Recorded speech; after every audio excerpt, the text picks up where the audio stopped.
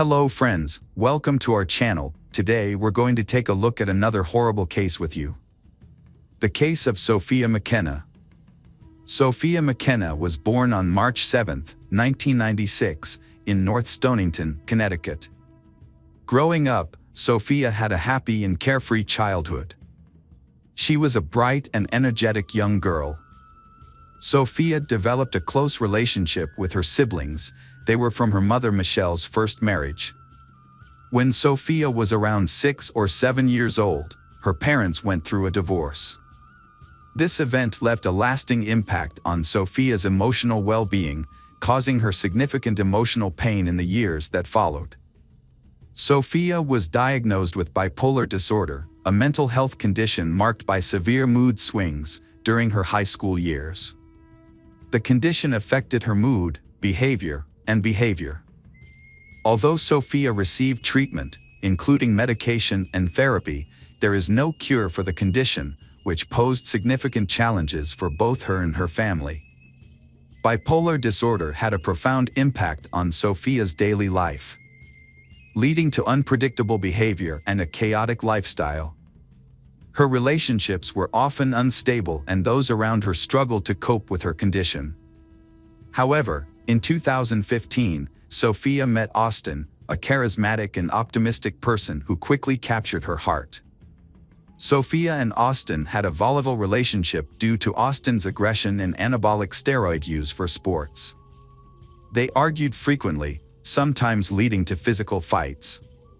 Sofia's mental health struggles often contributed to these conflicts. Austin's aggression left Sofia injured several times, requiring hospitalization. When Sofia discovered Austin's affair about a month before the incident, she decided to end the relationship, but they still saw each other occasionally. Sofia persevered through her struggles and continued to progress in life. As a young woman with striking features, she worked briefly as a model for a local company's jeans advertisements, which helped fund her education. Sofia eventually graduated as a licensed massage therapist and landed a job at the Red Door, a high-end spa in a luxury hotel. It was there that she met her 20-year-old coworker, Spencer Mugford.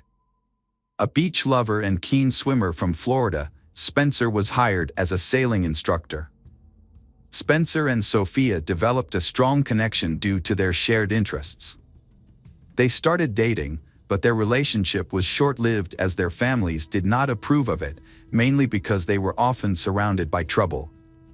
Michelle, Sofia's mother, was particularly concerned about her daughter's well-being as Sofia was frequently meeting Austin, an ex-boyfriend, and drinking alcohol, which had become a regular habit. In the end, Sofia's relationship with Spencer did not work out, and they decided to remain friends. The exact reason for their breakup is unclear, but it seems Sofia may have reunited with Austin. Despite this, Sofia and Spencer continued to spend a lot of time together, both at work and outside of work. Spencer and Sofia had always been intrigued by the mysterious lighthouse and decided to visit it on the eve of Memorial Day. Their trip, however, ended in an unexplained event. On June 8, 2018, a commercial fishing vessel near the Long Island Strait made a disturbing discovery. The crew spotted something unusual in the water, and upon closer inspection, it turned out to be a corpse. The fishermen quickly alerted the Coast Guard, who then notified the police. When the police arrived, they recovered the body of a young man from the shoreline and observed unexplained bruises and abrasions on the body. The deceased was later identified as Spencer Mugford, who, along with his girlfriend, Sofia McKenna, had been reported missing just a few days earlier. To understand what led to Spencer's death, his body underwent an autopsy. The results confirmed that Spencer had drowned, and experts did not find any signs of violence or assault. However, some details from the autopsy were kept undisclosed. In the same week that Spencer and Sofia went missing, 2 other men went missing in the same area. Their bodies were later discovered, and like Spencer, they had drowned. Initially, police believed that these incidents were unfortunate accidents caused by adverse circumstances. Remarkably, despite an extensive search, Sofia McKenna's body has not been found. On the night of May 27, 2018, in the small town of Groton, Connecticut. Although the investigation is ongoing, the case remains unsolved, leaving many questions unanswered. The story revolves around Sofia McKenna and Spencer Mugford, who decide to hike to the New London Lighthouse, located along the Thames River in a location considered mystical by locals. Built in 1909, this historic lighthouse has become famous for claims of paranormal activity involving Ernie, the first lighthouse keeper. According to local legend, Ernie's grief led to his tragic death after he jumped from the roof of the lighthouse following a painful breakup. Since then, locals and visitors have reported many strange occurrences. Mysterious events have included doors and windows opening for no apparent, sheets falling off beds, and radios turning on for no reason. Sailors have also reported mysterious incidents, such as boats leaving the shore on their own. As a result, the lighthouse has become a place of paranormal stories.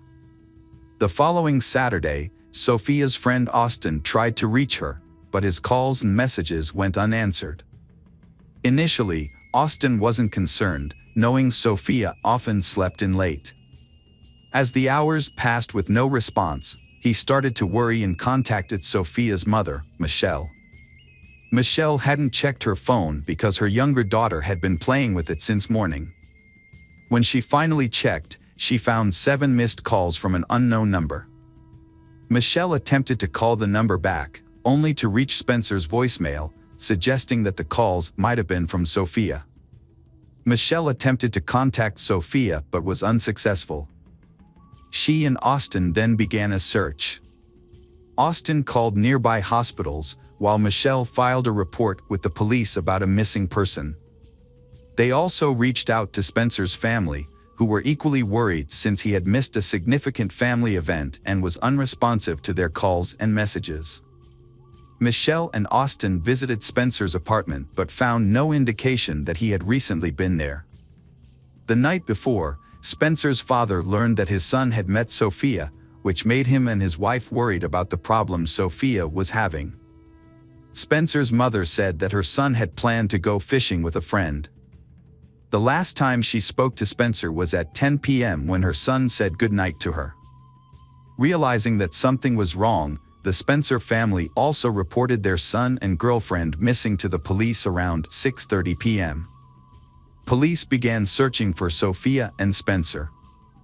During the search, Austin contacted the sheriff to share some information about Sofia and Spencer's whereabouts the night before. He also told the sheriff that he had seen a video that Sofia had posted on Snapchat the night before.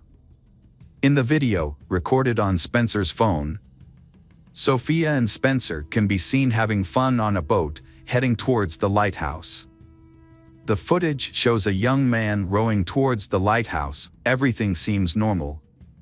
The photo taken before the incident shows Sofia posing playfully in front of the lighthouse with a concrete barrier and a "no passing" sign in the background. However, the events that unfolded just minutes after the photo was taken remain a complete mystery. Photos and videos were posted confirming that Sofia and Spencer were indeed at the lighthouse. This information prompted the police to dispatch 20 different Coast Guard units to the area. An extensive search was conducted by the Coast Guard, firefighters, and police, including air, sea, and land searches. The police's first major discovery was Sofia's car parked on a university campus, with her cell phone found inside. That night, the Coast Guard found a T-shirt that Spencer had been wearing in the video. Police theorized that Spencer may have used the T-shirt to secure a boat to shore. The search for Spencer and Sofia continued overnight and into the next day. However, a storm soon rolled in, prompting state authorities to temporarily halt the search until new information or clues about the Sofia and Spencer. This decision came as a shock to their families and friends, who refused to give up hope. They took matters into their own hands, plastering the city with posters and flyers featuring the missing duo's pictures. They also appealed to the public for any information that might aid in the search. Despite numerous witnesses in the area at the time of their disappearance, none came forward with any information. The family's private search efforts continued for days, but yielded no answers. Sofia likely chose not to report the incident to the police because she and Spencer had recently had run-ins with the law. Just days before, Spencer had been arrested for drunk driving, and Sofia had been charged with aggressive behavior. As a result, Sofia may have decided that it would be safer to seek help from her mother rather than seek police intervention. It is also possible that Sofia was in a state of panic and was not thinking clearly at the time. Without more information about her situation, it is difficult to say for sure why she made this decision. Police tried to piece together events on May 26, 2018.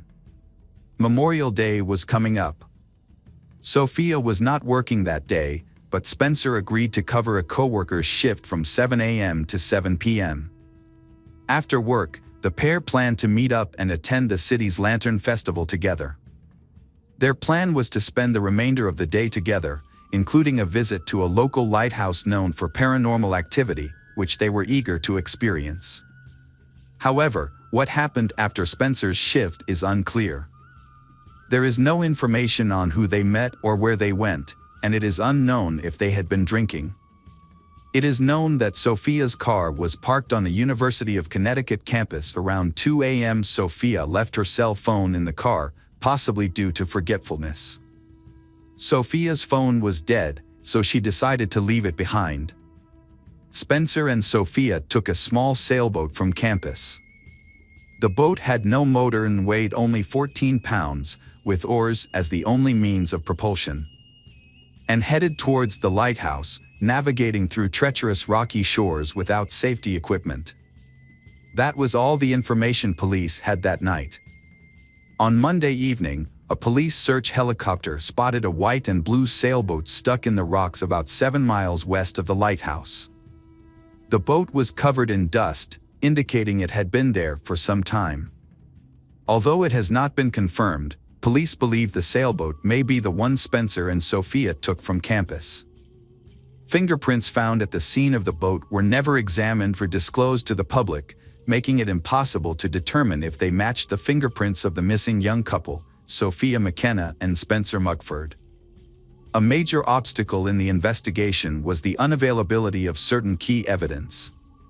Spencer's phone was never recovered, and the police did not obtain his cell operator records, making it impossible to confirm if any calls were made to numbers other than Michelle's on the night of the disappearance.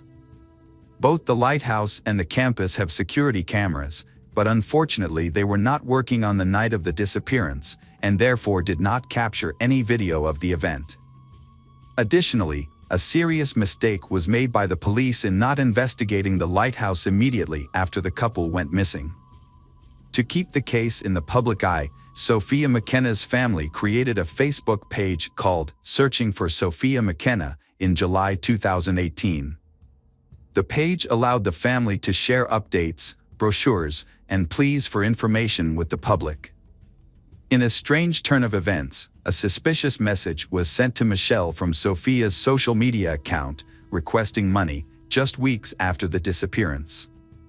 This raised concerns about potential hacking, as the police had possession of Sofia's phone at the time. The investigation into Sofia's disappearance and Spencer's death has been closed. Police have been unable to come to a clear conclusion about what happened. On July 10th, a memorial service was held in Sofia's honor, organized by her family and friends. Hello friends, welcome to our channel. Today we're going to take a look at another horrible case with you. The case of Valeria Vivano. Valeria Fernandez Vivano was born on May 29, 1996 in Laguna, a small commune near Santiago, Chile's capital city. She was the youngest of 3 children born to Miguel and Jacqueline Vivano. Valeria grew up with her older biological siblings, Michelangelo and Daniela. Her father worked for a transportation company, while her mother was a dedicated homemaker who focused on raising their children, and creating a warm home environment. When Valeria started school, her parents decided to separate, which was a huge shock to her. Although they continued to communicate after the divorce, and her father remained involved in their lives, providing financial support, Valeria harbored resentment towards him. They would occasionally argue, sometimes not speaking for months, but they always reconciled. After the divorce, Miguel Vivano remarried and had 2 more children, becoming Valeria's half-siblings. Despite this, Valeria, Daniela, and Michelangelo maintained warm relationships with them. Jacqueline, on the other hand, never remarried, focusing on raising her children and later caring for her grandchildren from her older children. Valeria showed a strong-willed character, determination, and perseverance from a young age. She excelled academically, participated in sports, and demonstrated courage and a strong sense of justice, often putting others' needs before her own. Valeria's desire to help those around her, protect the vulnerable, and fight for justice likely inspired her to pursue a career in law enforcement. After graduating from high school, Valeria enrolled in the police academy in Santiago, where she graduated with honors in 2016 at the age of 20. The following year, she joined the Chilean police force and began working in the capital's serious crimes unit. From the start of her career, Valeria demonstrated herself to be a dedicated and passionate law enforcement officer, driven by a strong sense of justice. She was deeply committed to her job, performing her duties with diligence and always ready to respond to any situation at a moment's notice. Whether it meant leaving in the middle of the night to investigate a crime scene, pursuing suspects at personal risk, or providing emotional support to those who had lost loved ones, Valeria was always willing to go the extra mile. Her colleagues praised her as kind, cheerful, and friendly, yet she remained a consummate professional and trustworthy partner. Over nearly 5.5 years of service, Valeria received numerous accolades and awards, rapidly advancing in her career and earning the respect of her peers and the admiration of her superiors. A highlight of her career was representing her department in Spain, where she spent 2 weeks in Madrid on an official visit, an experience that filled her with immense pride. By 2020, she had risen to the rank of assistant inspector. A 21-year-old rookie cop, Lionel Alejandro Contreras Canales, joined the precinct where Valeria worked, fresh from the police academy. Valeria took him under her wing, becoming his mentor in his first job. A few months into their partnership, they got along fairly well. Not much is known about Lionel's upbringing, but it's believed he came from a wealthy and influential family with a high-ranking official as an uncle, which gave him a life of comfort and luxury. As a result, Lionel was self-absorbed, expecting everything to go his way. Valeria soon caught Lionel's attention, and he made several attempts to win her over, asking her out on dates, but she rejected him each time. Valeria was dedicated to her job and saw workplace romances as unprofessional. She was also strict with Lionel, viewing him as immature. Although Lionel was only 3 years younger, Valeria found his behavior childish and hoped to help him grow up. On May 29, 2021, Valeria turned 25. She celebrated her birthday at her mother's house, surrounded by many guests, including relatives, friends, and work colleagues. However, Lionel was not invited.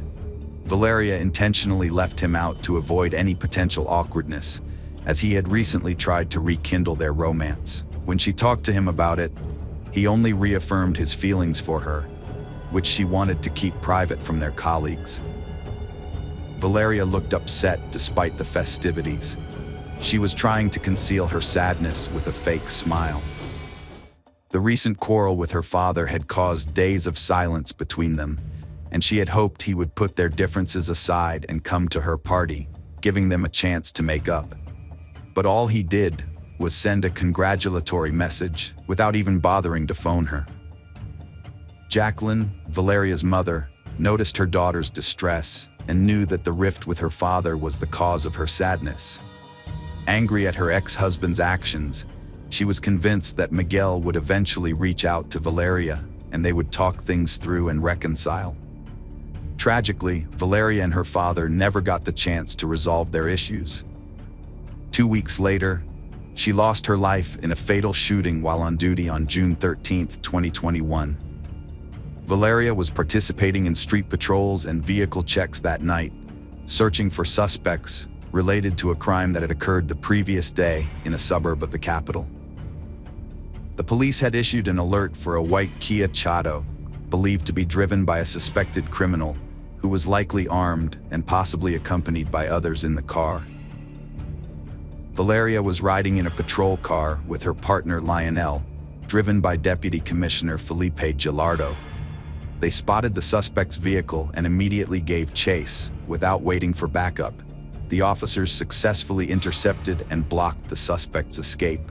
Canales and Vivano jumped out of their vehicle, guns drawn, and yelled for the offenders to surrender and exit their car with their hands raised. Just then, a single shot rang out, and in the ensuing chaos, Valeria clutched her side and fell to the asphalt beside the police car. Reinforcements arrived simultaneously, and her colleagues heard the shot and saw that she was wounded, but they couldn't fully comprehend what had happened or who had fired. The criminals took advantage of the momentary confusion, sped away, and escaped the scene. Despite the swift arrival of medics and her colleagues' efforts to stop the bleeding, Valeria's life couldn't be saved. She was rushed to the nearest hospital, where top specialists fought to save her life for several hours. Unfortunately, due to severe blood loss and damage to vital organs, Valeria passed away on the operating table, never regaining consciousness. Valeria's family rushed to the hospital after hearing the news, but they were too late.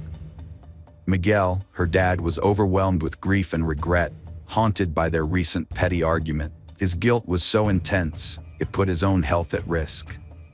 Valeria died in the line of duty during an operation to catch dangerous criminals, hailed as a hero for giving her life to ensure others' peace and safety. Local media extensively covered the story, praising her courage and selflessness. The public was shocked and captivated by the arrests, and soon the suspects were identified as 19-year-old Miguel Alejandro Cupin and his 17-year-old accomplice, whose name was not released due to his age. Both had previous convictions for minor crimes. In response to the arrests, Chile's president, Miguel Juan Sebastián Pinera, issued an official statement promising that those responsible would face the full extent of the law. As the investigation progressed, some facts didn't add up. Valeria's body was returned to her family after the autopsy and buried in a capital city cemetery, with hundreds attending the funeral. Her parents described the experience as a terrible nightmare. Notably, among those who carried Valeria's coffin was her colleague Lionel, who seemed more grief-stricken than anyone else. However, other colleagues reported that there had been recent tension between Valeria and Lionel, to the extent that Valeria didn't even invite him to her birthday celebration. Legal proceedings started right after the funeral against those arrested the next day. Initially, everyone thought the guilty ones were caught and proving it would be easy. But it soon became clear the investigation was flawed, with key details missed and evidence ignored. A month and a half after the officer's death, 2 employees were suspended for their alleged role in the incident. Valeria's parents were called to the prosecutor's office, expecting new evidence. Instead, they were devastated to learn from prosecutor Juan Carlos Carrasco that their daughter died from a bullet fired by her colleague. Subsequent investigations showed that the fatal shot was fired from a service weapon held by one of Valeria's co-workers. A same-day ballistics test confirmed this, but the results were tampered with, and the bullet's characteristics, shape, caliber, and weight were incorrectly recorded in the evidence locker. Furthermore, the bullet had passed through Valeria's body, but it wasn't extracted.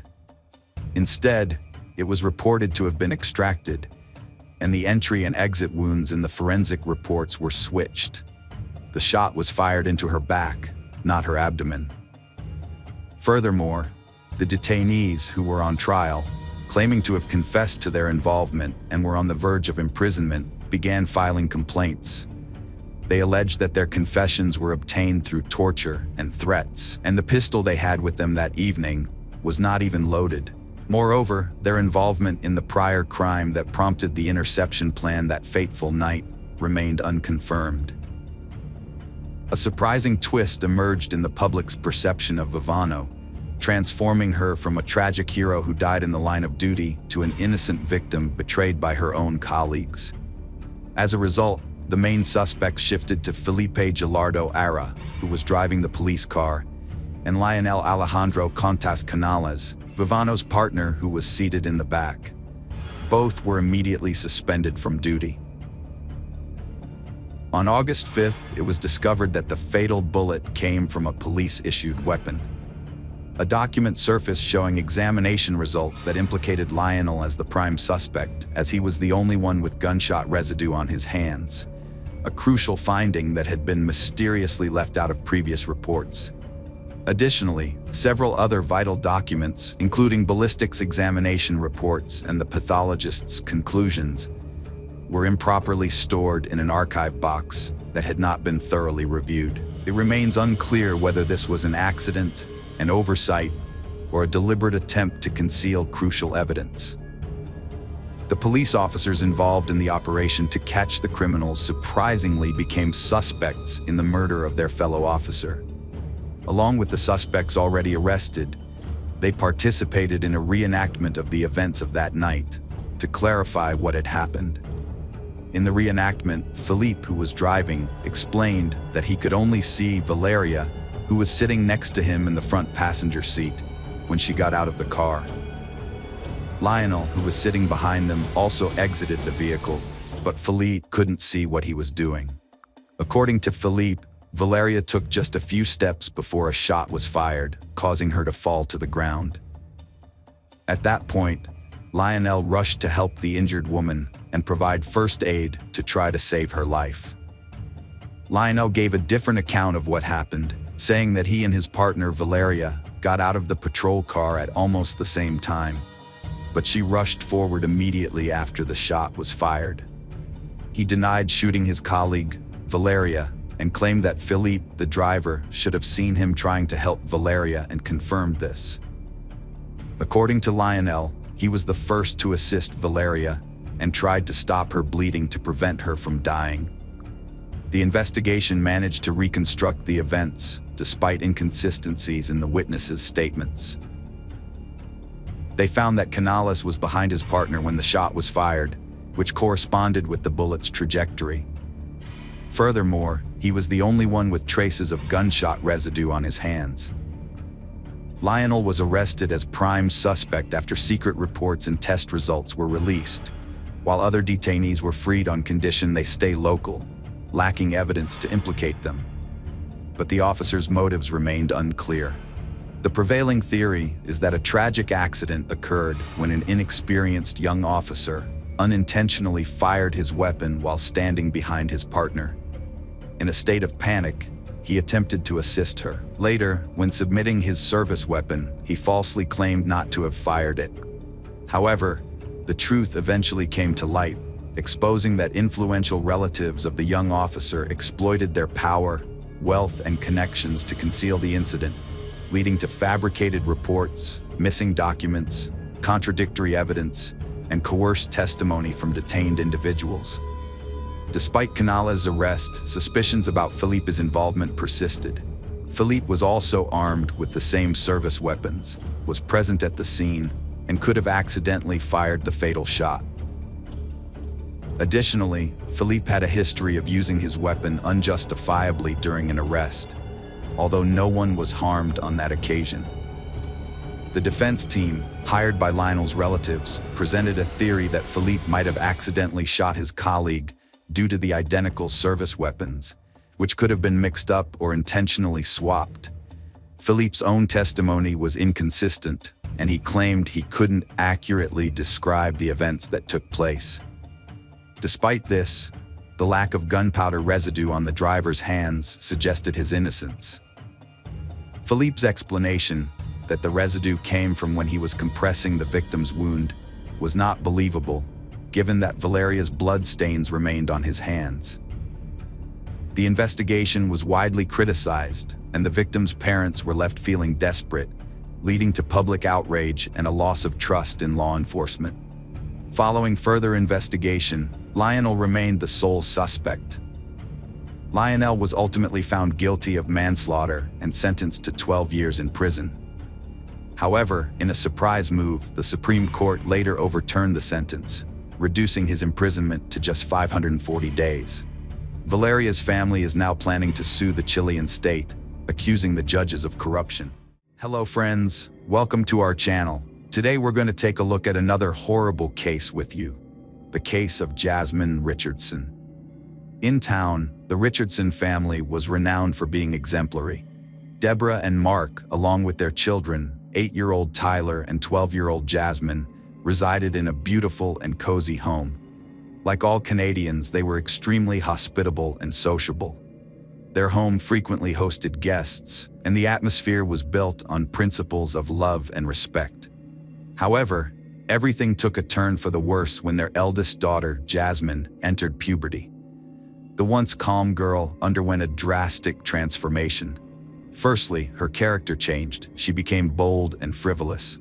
Conflicts between her and her parents began to arise, and her academic performance started to decline. Secondly, her preferences in music and clothing drastically changed. She shifted from enjoying modern pop to heavy rock. Bright colors and clothing were replaced by shades of gray and black, and her dressing style became provocative as she sought to appeal to boys, drawing attention to her curves.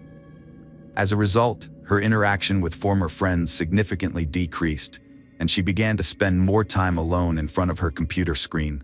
The door to her room was often closed, indicating a shift towards isolation.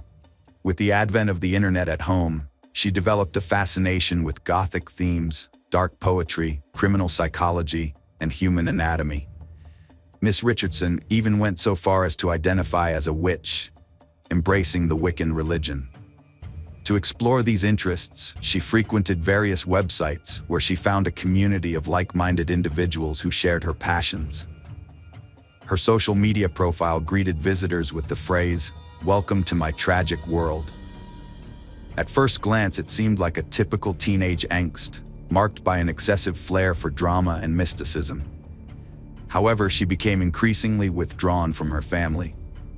On her profile, she had listed a false name and claimed to be 15, as she preferred interacting with older individuals. Her parents attempted to be supportive during this challenging period, suggesting they spend quality time together and find common interests. However, she found these suggestions dull. Jasmine considered her younger brother a nuisance and gradually stopped communicating with him. Yet she could spend hours on end at the computer, conversing with strangers. Deborah and Mark recognized that their daughter's current state was a phase. She would mature and gain wisdom. As a result, they were quite permissive of her new interests. One day, Jasmine informed them that she wanted to attend a punk rock band concert. Her parents agreed, unaware of the consequences this outing would have. In early 2006, Jasmine Richardson went to a local youth band concert, following her own pursuits. She knew Jeremy Steinke, he who had been captivating her heart for months, would be there, as he was also drawn to Gothic culture. They had met on a vampire enthusiast's website where they occasionally exchanged messages.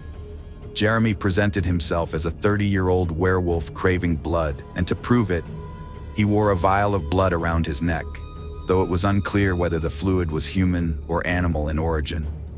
Nonetheless, he clearly considered himself extraordinary, which Jasmine found extremely appealing. After meeting at a concert, the young people's affection for each other continued to grow.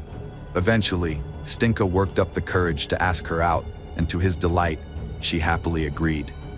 Everything seemed perfect, but there was a major obstacle. Jeremy was 23 years old. The couple was well aware that her parents would not approve of their relationship due to their significant age difference, so they decided to keep it a secret. Furthermore, Jeremy's troubled past would only make matters worse in her parents' eyes. Jeremy grew up in poverty, living with his mother and sister in a trailer. He had a troubled relationship with his mother, who drank excessively and had a string of volatile partners. These partners would often beat him when they were drunk. As a result, by the time he was 13, Jeremy was struggling in school and had developed a fragile mental state. Feeling overwhelmed, Jeremy once attempted to take his own life by hanging himself. Fortunately, he was stopped in time. Afterwards, doctors diagnosed him with depression and hyperactivity. At school, he was bullied, and eventually, he stopped attending classes altogether. As he got older, Jeremy became fascinated with the idea of being immortal and started visiting websites that focused on dark themes. His online profile was filled with topics like pain, self-harm, and bloody violence. Few people knew about Jeremy's secret relationship, except for his close friends, who found it unusual and disturbing. The couple managed to keep their communication private until the Richardsons started monitoring their daughter's excessive internet use. Deborah and Mark were alarmed when they discovered their daughter Jasmine had been chatting with strangers online, which is a concern for any parent. They immediately took away her computer to protect her. What they found out next was even more disturbing. Jasmine had become infatuated with an adult man who seemed to have questionable motives, known by the ominous nickname Soul Eater. This made her relationship with Jeremy officially off limits. Deborah and Mark sought the help of a psychologist to free their daughter from this harmful relationship. They believed that therapy would also improve their relationship with Jasmine. Fortunately, it worked, and Jasmine appeared to be getting back to a normal life, assuring them that the ordeal was behind her. As a sign of trust, they gave her computer back. Unfortunately, this decision would ultimately seal their fate. Saturday, April 22, 2006, Mrs. Richardson was preparing for bed when she heard a noise in the basement. At first, she thought it was just rats, but as she went downstairs and turned on the light, she saw a person wearing a ski mask standing opposite her, staring at her. Startled, Mrs. Richardson let out a loud scream. The stranger rushed towards her, trying to cover her mouth, but she struggled and screamed even louder. Frustrated, he stepped back, pulled out a knife, and stabbed her repeatedly in the chest. Hearing his wife's screams, Mark rushed downstairs, grabbing a screwdriver he had left on the floor earlier that day while fixing an outlet. When he entered the basement, he was met with a horrific scene. His wife lying in a pool of blood, with the attacker standing next to her. Mark immediately attacked the intruder, but was stabbed in the stomach. As the pain subsided and his eyes began to close, Mark quietly asked why. The attacker replied that it was because his daughter had wished it. Meanwhile, upstairs, Tyler was the only one left. He sat frozen on his bed in his pajamas, too scared to move. He heard the footsteps getting closer and closer until the bedroom door creaked open. Jasmine was thrilled that her parents believed she was remorseful, which allowed them to communicate again. She emailed Jeremy as soon as she got internet, telling him that it started with her parents gone and ended with them together. During therapy, a dark plan formed and solidified over time. Stinka found it tempting but insisted on creativity and attention to detail. The couple knew they couldn't be together while the Richardsons were alive. Later, Jasmine's friends remembered how frequently she talked about her parents, specifically how much she was annoyed by them. As a result, they believed she wanted to kill them. However, no one took Jasmine's words seriously.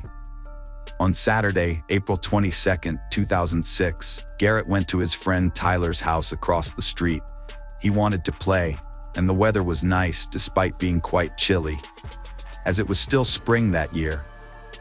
When Garrett approached the house, he noticed the blinds were still closed, and no one answered his knock on the door. This was unusual, as the Richardsons' car was parked in the driveway. Hoping to see someone, the curious child peeked into the living room window but saw no one. Then, Garrett decided to walk around to the back of the house, where he often played with Tyler in the basement. Peeking through the window, he saw something strange and disturbing on the floor, what appeared to be two people lying in a pool of blood. He informed his mother, who was initially skeptical. However, she decided to investigate the family across the street. Together, they approached the house, and Garrett pointed out the window he had looked through earlier. The woman was horrified by what she saw and immediately called emergency services, reporting that something was amiss at the Richardsons, as they appeared to be lying on the basement floor, covered in blood. The police responded quickly, breaking down the front door and descending to the basement where Garrett and his mother had witnessed the scene. Upon entering the dark basement, the officers struggled to identify the bodies on the ground, which were severely mutilated and bloodied. However, it soon became clear that it was Mark and Deborah Richardson, and they had tragically lost their lives. The area was covered in blood, with splatters on the floor, walls, and even the ceiling, a gruesome scene that defied description. Later, the police conducted a thorough search of the house and discovered a small child in the upstairs children's room. The child was lying in bed surrounded by toys, with visible knife wounds and a deeply cut throat. The scene was gruesome, with blood splattered everywhere. The incident was unprecedented in Medicine Hat, with one officer later stating that it would take decades to erase the memory of what they had seen that day. After searching the house, the police discovered that one family member was missing, Jasmine, the Richardsons' eldest daughter. Since the attack seemed to have happened in the basement and her room, while the rest of the house was untouched and nothing was stolen, officers feared for her safety. The state of the bodies suggested the crime occurred the night before, with the perpetrator breaking in and attacking Jasmine's parents. But what had become of Jasmine, and where was she now? The police developed various theories, hoping that by chance, the girl might be safe somewhere outside the home, or that the perpetrator had kidnapped her and was holding her captive. They also considered the possibility of a ransom demand from relatives in the future. However, as time went by, they found no clear answers. As the investigation progressed, it became clear that the Richardson family were truly wonderful people, faithful spouses and loving parents. They didn't deserve to have anyone wish death upon them. However, officers discovered that their eldest daughter had been causing trouble lately. This new information led to a shift in the tone of media announcements, and the investigation began to focus on locating a person of interest, 17-year-old Jasmine Richardson, who was referred to as JR in accordance with Canadian law, which protects the identities of minors. Jasmine and Jeremy Stank were identified as the wanted couple. Police questioned friends and acquaintances, thinking they might be hiding with them, but this lead was a dead end. However, it revealed that the pair attended a party just hours after the crime, where Jasmine seemed unaffected, drinking and making a disturbing joke about carving up her parents, which the guests laughed off as a dark humor. A comic strip found in Jasmine's school locker further confirmed her involvement in the crime, as it detailed how she would deal with her family members alongside her boyfriend as her accomplice. Photos of the suspects were widely circulated, and it was only a matter of time before someone came forward with information about their whereabouts. Soon, a tip arrived, and the couple was spotted in the community of Leader, Saskatchewan, about 130 kilometers from Medicine Hat. Caught off guard, Jasmine Richardson and Jeremy Stank were found sleeping peacefully in a pickup truck and offered no resistance as they were taken to the police station. Jasmine was questioned first. She said she loved Stinka, and he felt the same, but their age and social differences were a problem. She claimed the Richardsons wouldn't have approved of their relationship. Jeremy, she said, killed her parents to be with her. When asked if she was involved, Jasmine denied it, saying she was out when it happened and only learned about it later. She accepted it because she loved Jeremy and ran away with him. Detectives struggled to crack the suspects, so they used a clever tactic. They planted an informant in Jeremy's cell who got him to spill details contradicting Jasmine's alibi. Jeremy confessed the murder plot was Jasmine's idea, and he only agreed after they took away her computer. He revealed he killed Deborah and Mark, while Jasmine killed her brother, and even begged him to kill Tyler too. After confessing, Miss Richardson was confronted with the recording and admitted to stabbing her brother out of mercy. She conceived the plan, confirmed by thousands of messages. Jasmine supported Jeremy's dark tastes, feeling alienated from society. Fearing loss, he helped realize the idea. He desired violent revenge, inspired by natural-born killers. With sufficient evidence, the suspects were charged with 3 counts of homicide. The detectives constructed a clear picture of the crime by piecing together the confessions of the accused, witness testimony, and other case evidence. Prior to the crime, Jeremy was intoxicated. Jasmine led him into the house and led him to the basement, where he attacked her mother, Deborah. Deborah was the first to die, suffering 12 stab wounds across her body, with the deepest wound piercing her chest and reaching 12 centimeters deep, ultimately striking her heart. Enraged, Jeremy continued his brutal assault on Mark, inflicting 24 wounds, 9 of which were in the back. Like his wife, the family patriarch bled out on the basement floor. Tyler Richardson, Jasmine's younger brother, was the last to die. While Jeremy was dealing with the parents downstairs, Jasmine inflicted 5 stab wounds on Tyler upstairs. After Jeremy finished with the parents, he went upstairs to assist his girlfriend with the child, callously slashing Tyler's throat as if carving a pumpkin. After washing off the blood at home, Jeremy met Jasmine at a predetermined restaurant where they discussed the night's events. From there, they attended a party. Casey Lancaster, a friend of Jeremy's, helped them eliminate evidence and escape to Saskatchewan. The atrocities they committed are almost indescribable. The couple embarked on their killing spree with an unnerving sense of calm, as if driven by some supernatural force. It's astonishing that, during interrogations and their time in custody, they showed no signs of remorse or regret for their actions. While in detention, they exchanged letters, referring to themselves as legends and immortals. In one letter, Jeremy proposed to Jasmine, who happily accepted. However, their crazed love suddenly began to deteriorate, much like last year's snow. During the trial, they abruptly shifted the blame onto each other. In June 2007, Jasmine Richardson became the first of the 2 to face trial. She entered a not guilty plea, arguing that she was in a trance-like state, unable to intervene while Jeremy killed her family members. Additionally, she claimed that she only inflicted injuries on her younger brother, and it was Jeremy who dealt the fatal blow. Jasmine maintained that her discussions with Jeremy about killing her parents were purely theoretical, but they resonated with him so strongly that he coerced her into turning them into reality. Despite being convicted of 3 counts of homicide, Jasmine Richardson received a 10-year prison sentence, thanks to Canada's juvenile criminal justice law, which stipulates that individuals under 14 cannot be imprisoned for more than 10 years. The sentence prioritized rehabilitating and restoring Jasmine's mental state over punishing her. In 2008, Jeremy Steinke's trial began. He claimed that he never initially intended to kill his girlfriend's parents. However, when discovered in the basement, he felt compelled to attack.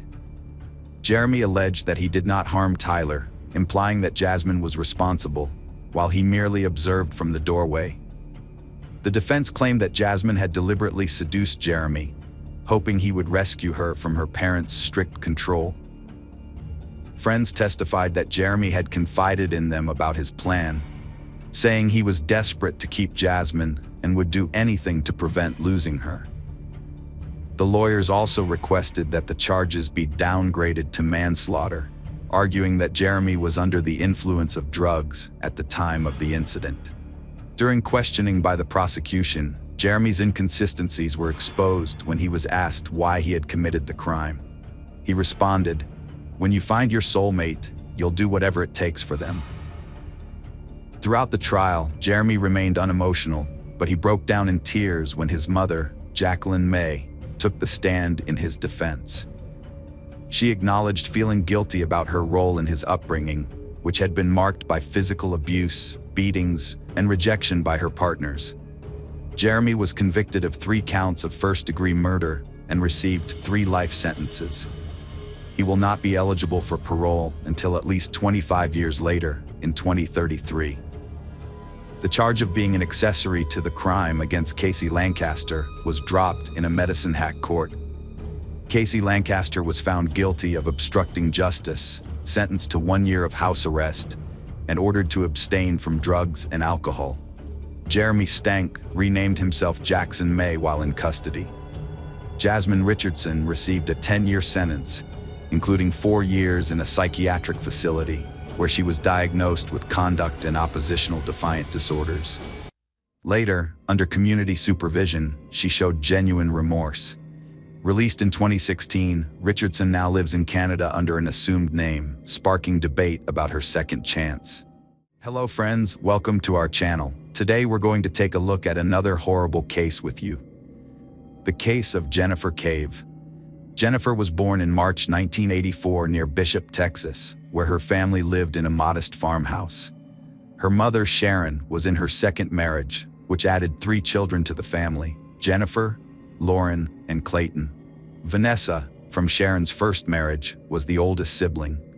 Jennifer's father, Charlie, worked as a welder and was a decent husband and father, until his alcoholism turned him into a mean and unbearable person who would hurl insults and cause trouble. When he was sober, he was calm and respectable. Sharon's family stayed close despite their unstable home. She worked at a chemical plant and cared for the kids. Jennifer, unlike her outgoing siblings, was shy and book-smart, developing exceptional memory. However, her love for reading affected her eyesight, requiring glasses, which didn't boost her self-esteem, but didn't stop her from participating in school activities. Eventually, her father's destructive drinking habit caused her family to break apart. After the separation, Jennifer and her brother Clayton chose to stay with their father, Charlie. They showed him great compassion and tried to support him in overcoming his addiction, hoping to prevent his downfall. Jennifer was so desperate to help her father quit drinking that she ignored his lack of determination to fight his habit. 4 years after her parents' divorce, in 1999, Sharon met Jim Sedgwick, a new partner. As Jennifer entered her teenage years, she underwent a transformation. She got rid of her braces and contact lenses and replaced her glasses, which brought out her natural beauty. However, her personality began to change along with her physical appearance. She started socializing with kids from troubled families, but thanks to her high intelligence, she managed to graduate at the top of her class. Jennifer majored in finance at Texas State University, but soon became disillusioned, withdrawing after 1 semester. She then attended community college, worked part-time, and dated Mark from a respectable family. However, she began frequenting parties, drinking heavily, and using marijuana, possibly influenced by her father's substance abuse. On one fateful night, Jennifer Cave's life took a tragic turn when she met Colton Panic. A gunshot wound to her right arm ultimately led to her demise. The bullet pierced her arm and chest, striking her heart, causing rapid blood loss from a vital artery. Further examination revealed multiple stab wounds across her body, with the most severe injuries on her chest and neck. The attacker inflicted a total of 18 stab wounds after she had died. In an attempt to conceal the body, the perpetrator decapitated Jennifer and shot her through the throat into her head. They then tried to dismember her by severing her upper limbs and placed them in prepared bags and trash bags. The torso was left in the bathtub, covered with a saw. However, something disrupted the initial plan, forcing the perpetrator to change their actions. Upon discovering Jennifer's body, the police arrived but lacked a warrant to search Colton Patak's apartment. Initially, they could only observe the scene and secure the area. After obtaining the necessary warrant, a thorough search of the apartment was conducted. The investigation turned up 3.38 caliber shell casings, and the firearm was found in Patak's car, parked in the garage. A large, blood-stained machete was recovered from the dishwasher. Toxicology reports showed that Jennifer had alcohol, marijuana, and methamphetamine in her system at the time of her death. In one of the rooms, investigators found a road atlas with certain pages torn out, specifically those highlighting routes in Southwest Texas. This discovery provided a crucial clue, suggesting the reason behind the apartment owner's sudden disappearance. Colton panic had fled the area. As a result, law enforcement immediately issued a warrant for his arrest. Colton was born in Bryant, Arkansas, and grew up to be a charming and clever boy who was popular among his female peers during his teenage years. His father's successful agricultural business provided the family with a comfortable lifestyle. However, this comfort seemed to spoil Colton, making him both ambitious and hot-tempered. In his free time, Colton was passionate about skateboarding and playing the guitar. He attended a Catholic boys' middle school in Little Rock, where he excelled academically, frequently making the honor roll. He was also a National Merit Scholarship finalist in 2000. By his senior year, Colton had started to get into trouble with alcohol and fights, largely due to his association with a group of wealthy kids who lived a life of leisure, often hosting parties with undesirable consequences.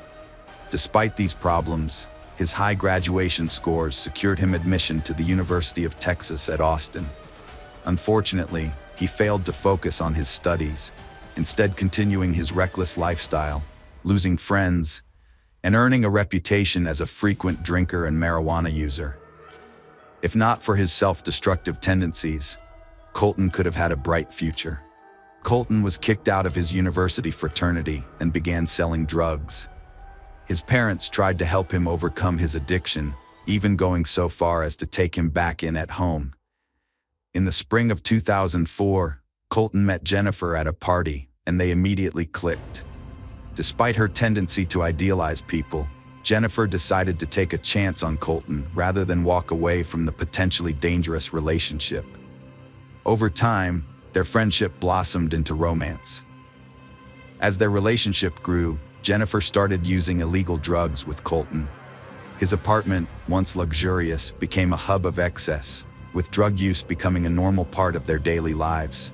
As a result, Jennifer's addiction worsened. Her parents repeatedly attempted to intervene, even giving her a car in the hopes that she would spend more time at home. However, each time she returned, her promises to change were short-lived. Colton's condition deteriorated, and he became increasingly paranoid. In an attempt to emulate a gangster, he started carrying a gun and knife.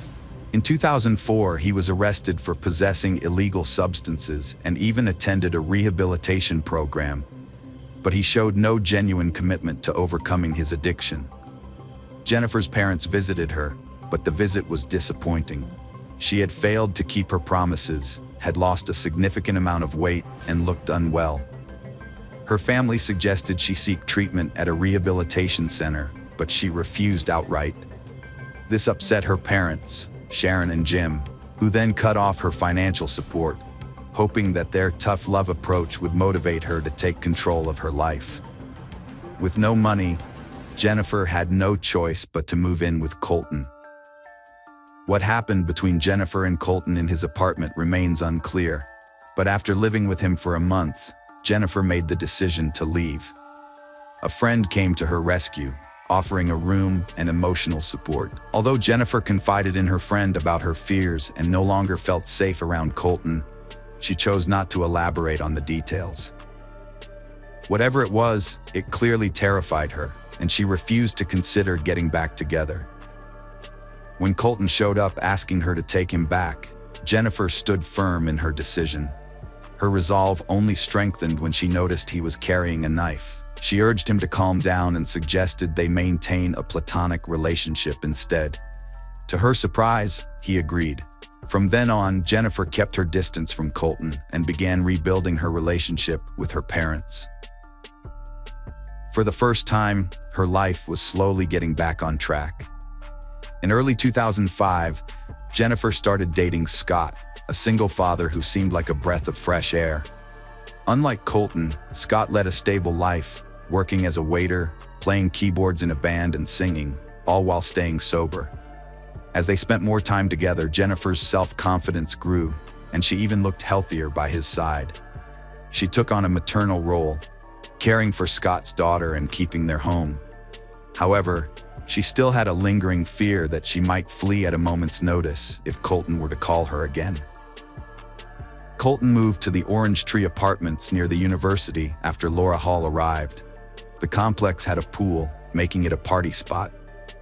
Colton's behavior remained unpredictable, with friends reporting he played Russian roulette alone. It was at one of these parties he met Laura Ashley Hall, who became infatuated with him. She showed jealousy towards other women, especially Jennifer, and came across as arrogant to their peers. Colton and Laura started dating soon after. Like Jennifer, Laura was deeply drawn to Colton. When he was sentenced to 60 days in jail in June 2005, Laura sent him all her earnings, even going into debt. Friends noticed that she changed for the worse, becoming bolder, neglecting her job and personal care. Many believed she had also started using banned drugs. Unlike his behavior with Jennifer, Colton disregarded Laura's feelings, even going so far as to extinguish cigarettes on her.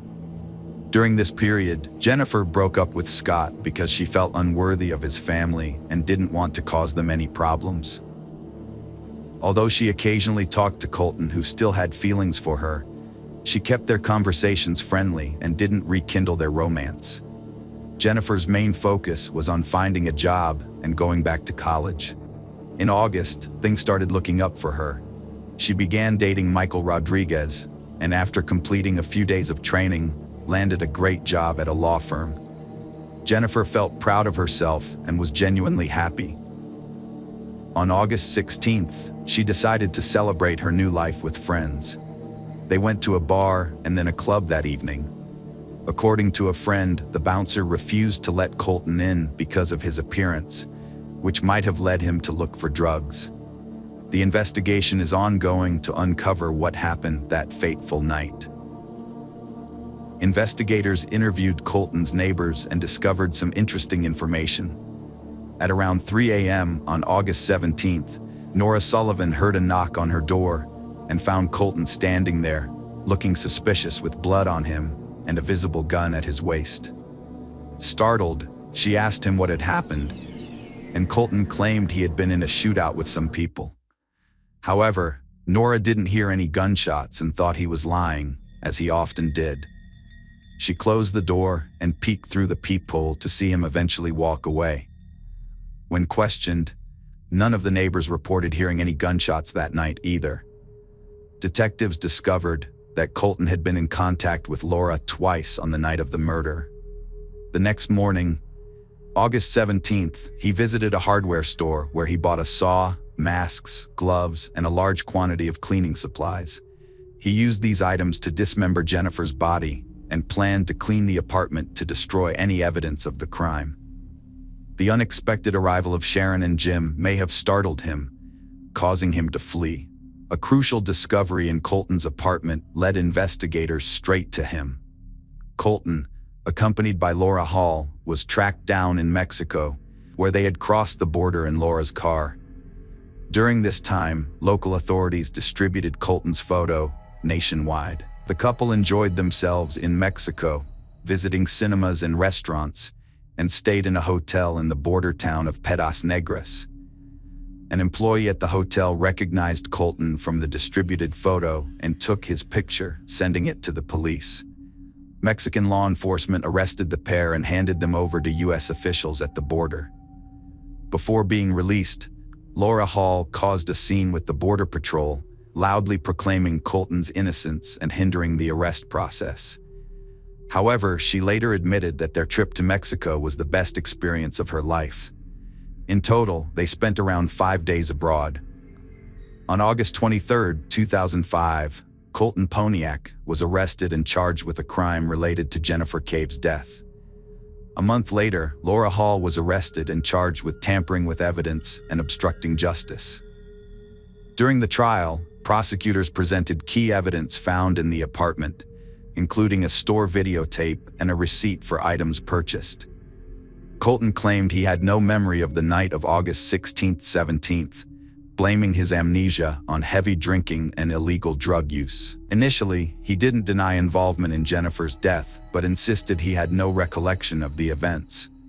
He claimed to have woken up to find his ex-girlfriend's body in the bathroom, and then contacted Laura, who allegedly advised him to buy a saw and cleaning supplies. Together, they allegedly dismembered the victim and hid the body parts in bags. Prosecutors argued that Laura was responsible for Jennifer's injuries after her death. Colton later implied that Laura might have been motivated by jealousy, suggesting she sought revenge against a romantic rival. Despite these allegations, both Colton and Laura pleaded not guilty. The evidence of Colton's involvement in the crime was overwhelming. His fingerprints and DNA were found on the machete, saw, and firearm at the crime scene, and the weapon in his car was identified as the one used in the crime. Additionally, Jennifer's body was found in his apartment, and he was the one who purchased the cleaning supplies from the store. The jury had no doubt of his guilt. On January 29, 2007, Colton Pontiac was sentenced to 55 years in prison with parole eligibility after serving at least half of his sentence, with his earliest release date set for 2060. The case against Laura Hall was more complex. The prosecution argued that she might have acted out of blind affection for Colton. While Laura's DNA was found on one of the victim's shoes, a store towel, and the firearm, the defense contended that this only indicated her involvement in disposing of the body, not in the initial act. They couldn't prove she was the one who fired the first shot that hit Jennifer in the head. Moreover, there was no evidence that placed her at the scene at the time of the crime. Laura maintained that she only learned of the crime when Colton told her, and claimed he forced her to flee to Mexico with him. However, witnesses from their time in Mexico reported that they seemed to enjoy their trip in 2007, which cast doubt on Laura's story.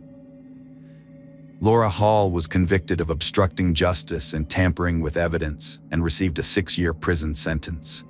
In a subsequent trial in 2010, she was given the maximum sentence of 11 years and a $144,000 fine.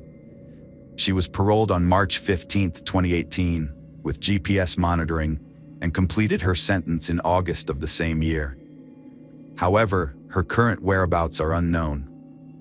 Colton Pontiac is still in prison, where he has filed multiple appeals, all of which have been unsuccessful. Throughout these appeals, he has consistently claimed to have no memory of the tragic events of that night.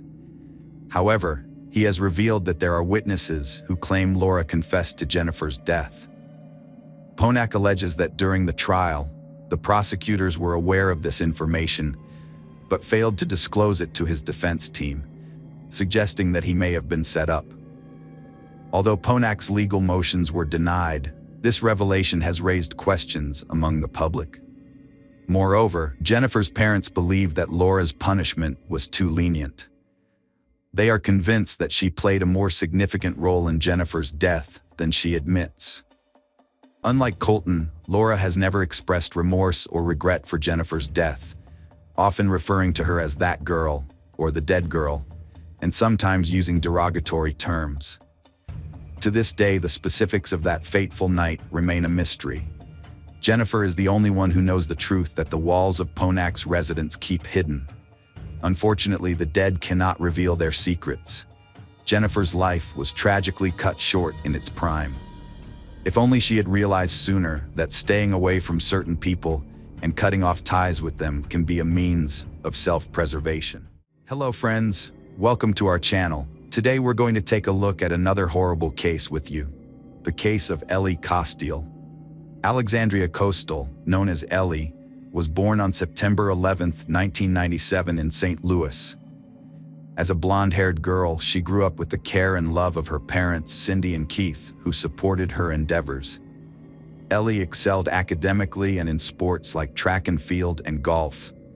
Her dream was to attend the University of Mississippi, and she became a student there, living in a dormitory in Oxford and being popular among her peers.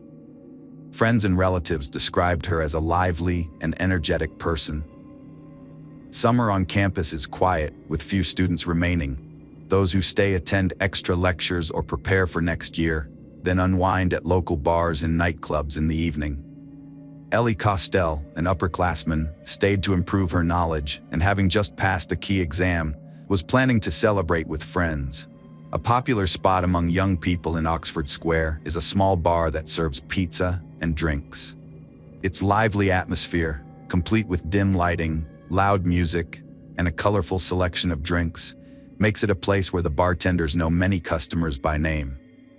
On the evening of July 19th, Ellie met up with friends at this bar where they chatted and had a good time. Despite her efforts to have fun, Ellie seemed tense and spent most of the evening texting someone on her phone. After having a couple of cocktails, she discreetly left the bar. This would be one of the last times Ellie Costell, a University of Mississippi student, was seen in public. On July 20th, 2019, around 10:30 a.m., police officers stumbled upon a young woman's body near an abandoned fishing camp by Sardis Lake, about 30 miles from the university, during their routine patrol. The victim had been shot 9 times in the back, and investigators found 11 shell casings at the scene. A purse containing a driver's license and a student ID belonging to 21-year-old Alexandria Costell, a University of Mississippi student, was found nearby on the roadside. Ellie's death shocked the University of Mississippi community. Her father confirmed the news on Facebook, saying police told them Saturday that she'd been a crime victim. Witness interviews established that a few days before the incident, Ellie's parents had visited her from St. Louis, during which she expressed her enthusiasm for the upcoming academic year at the university, with no reservations about staying on campus for the summer. Moreover, data from her Apple Watch revealed that following a phone conversation with her mother, Ellie sent several messages to Brandon. An examination of these messages revealed that 3 months prior to the incident, Ellie had confided in Brandon about some shocking news. Since Brandon was the last known person to have communicated with the victim, he became a person of interest to the police. A closer look at their messages further disclosed that Ellie and Brandon had been in an on-again, off-again romantic relationship.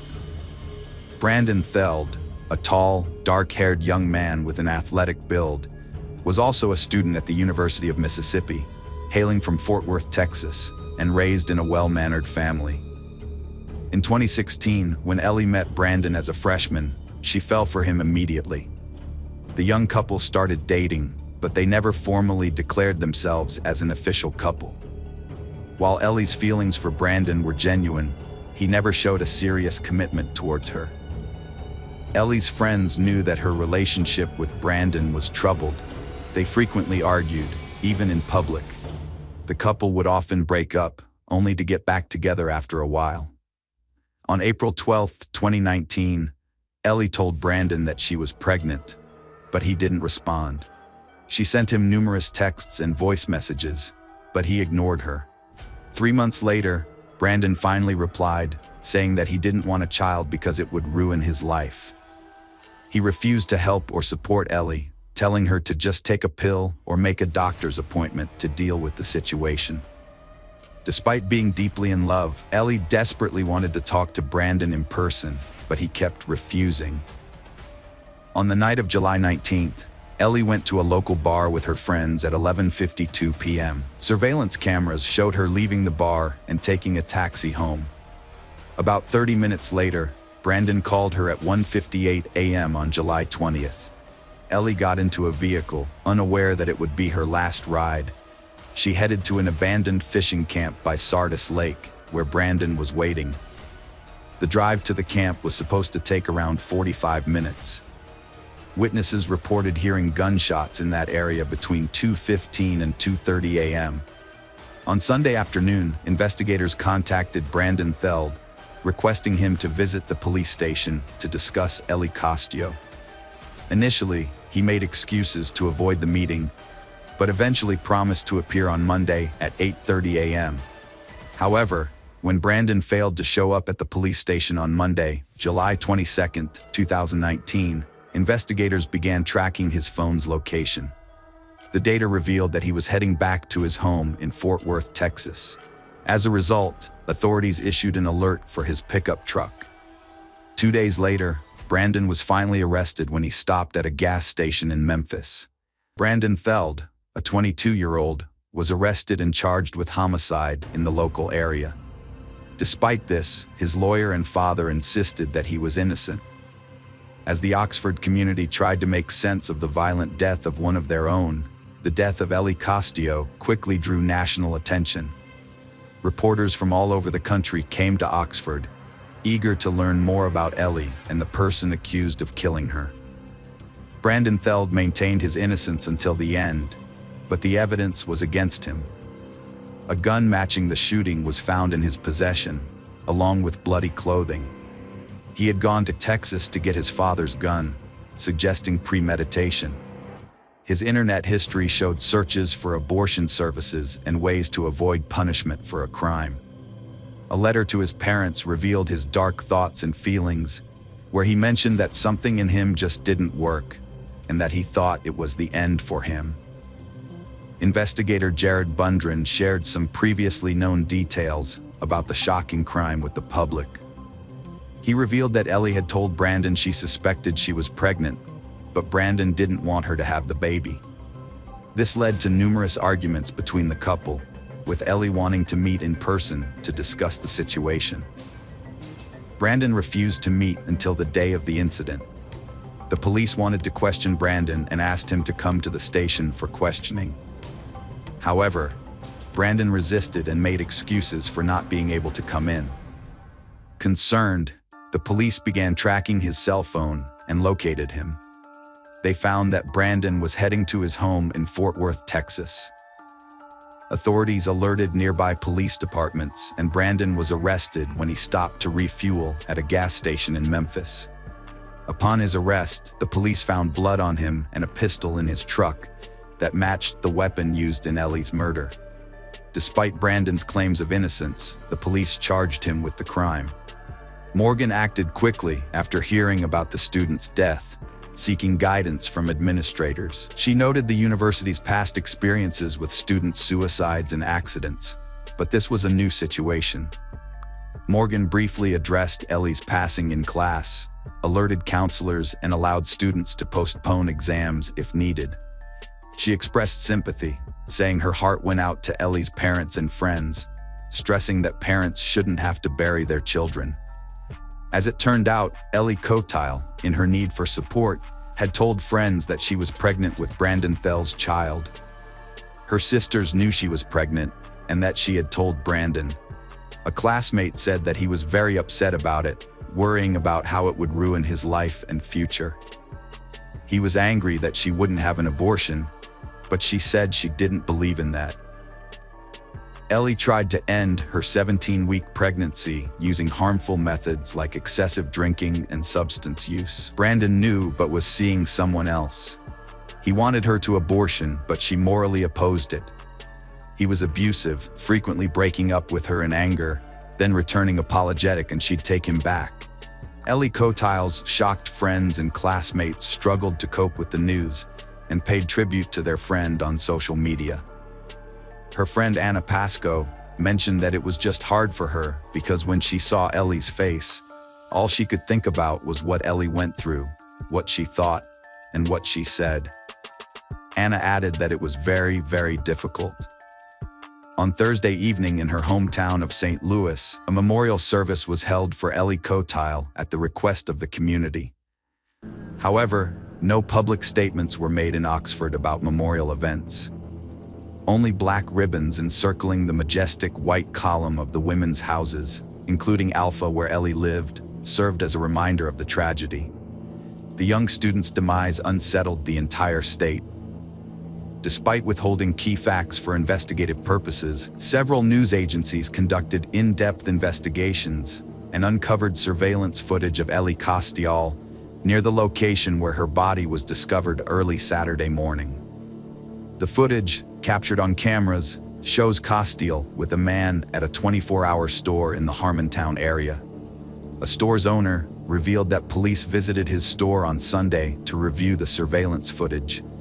However, he claimed that the investigators didn't explain the reason for their visit and took some evidence with them when they left. According to him, the video footage is erased every 72 hours, making it impossible to retrieve the captured footage. The business owner expressed his shock, saying, "We've never had any problems or violent incidents here. This is a small town, it's quiet, everyone knows each other. This is just madness. Lafayette County Sheriff's Office keeps investigation details quiet to ensure the perpetrator is brought to justice, says Coroner Rocky Kennedy, who explains that revealing too much now could jeopardize the case. Kennedy shrugged off intense media scrutiny, saying every case is equally important and gets the same level of attention. Michelle Miller stressed the need to recognize relationship warning signs after Ellie's death, questioning if it could have been prevented. Brandon Theld was charged and sentenced to life, with parole possible at 65, now serving at the Mississippi State Penitentiary. Brandon Theld showed remorse at his trial, apologizing to Ellie Costiel's family and his own for her death. A key piece of evidence was that Ellie was never pregnant, leaving us to wonder why she fabricated it. She seemed to believe the lie, hoping it would win Brandon's heart. Tragically, her loved ones still grieve. Hello friends, welcome to our channel. Today we're going to take a look at another horrible case with you. The case of Sean Eckerd. Donna and Samuel Eckerd, who came from a long line of family relationships, tied the knot. Between them, they had 6 grown children from previous marriages. After facing numerous challenges in their early marriages, they found comfort and solace in each other. The couple decided to settle down in San Diego, California. They rented a spacious family home and never missed attending church services on weekends. A few years after their move, Donna gave birth to a son named Stanley, and 2 years later, Sean was born. Donna dedicated her life to raising her sons and taking care of the home. As a result, Stanley and Sean grew up in a loving and nurturing environment. They both attended a reputable local school, and every weekend, the entire family would participate in church activities without fail. The Eckerd family was a tight-knit one, with the adult children regularly keeping in touch and gathering together for family holidays, despite being scattered across the continent. Sean was a sociable and lively individual, boasting a charismatic personality that effortlessly drew people to him. He was an attentive listener and had a talent for empathy, making it easy for him to form friendships. In contrast, Stanley was more introverted and cautious around new people and experiences, which made socializing a bit more challenging for him. Despite their differing personalities and age gap, the brothers shared a common circle of friends and classmates. Unwaveringly loyal, they looked out for each other, often acting as one unit. As they grew up, they developed into well-mannered and academically successful young men. Their bond was built on trust and mutual respect, with their parents valuing respect above all else. Good-natured teasing between the brothers was commonplace, but always done in a light-hearted and humorous spirit. Donna and Samuel raised their children, instilling in them faith in God and guiding them according to God's laws. As the Eckerd brothers grew up, their lives unfolded naturally. However, their interests gradually diverged, becoming starkly different. Sean, the youngest, developed a passion for music and played in a band, while Stanley, the eldest, became fascinated with martial arts. Each brother's life was filled with vivid experiences and emotions, which they would share with the family in the evenings. Every evening, when the family gathered before dinner, Sean's stories about music, friends, and upcoming plans would dominate the conversation. The family would listen intently to Sean, leaving little time for Stanley to share his own experiences. Stanley felt that he didn't have grand plans or exciting stories to share, let alone friends to brag about. As a result, he humbly listened to his brother's stories, never getting the chance to share his own. On one memorable evening, Sean shared with his family that he had met a neighbor, Mary Jane, a delicate young girl with bright brown eyes and long blonde hair. He was captivated by her and had been drawn to her house by the enchanting piano melodies drifting from her open window. Entranced, he walked into her home without knocking, but his self-assurance and charm helped him to extricate himself from the awkward situation and make a good impression on the girl he was interested in. Although Mary Jane was a few years older than Sean, they were able to maintain a friendly relationship.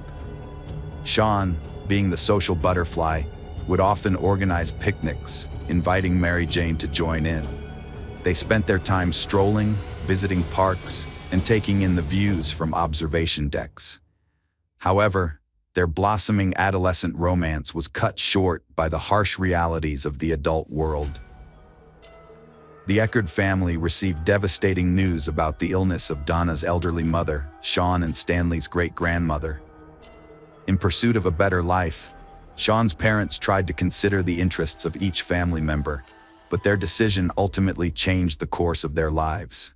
Sean was reluctant to leave his hometown, his friends, and Mary Jane, but the decision had already been made. The Eckards left the city where their children had grown up and moved to a new state. In 2005, they settled in Donna's mother's house in Spring Hill, Florida, starting a fresh chapter. For the whole family, this move felt like a breath of fresh air, as it proved to be the right decision. Sean and Stanley's grandmother was recovering well. Initially, the move was tough on Sean, who missed his band, strolls with Mary Jane, and hangouts in his favorite city. However, Sean's optimistic nature soon took over, and he began to build a new life as vibrant as the one he had left behind. Donna and Samuel found jobs at the Presbyterian Church, where they spent most of their time. Donna looked after the children in the nursery, while Samuel assisted with the chapel. Over time, the brothers reconciled and made new friends together. At their new school, they revived their old life. Sean rejoined the school band, while Stanley attended a martial arts school near their home. Despite their busy schedules, Sean remained obsessed with Mary Jane.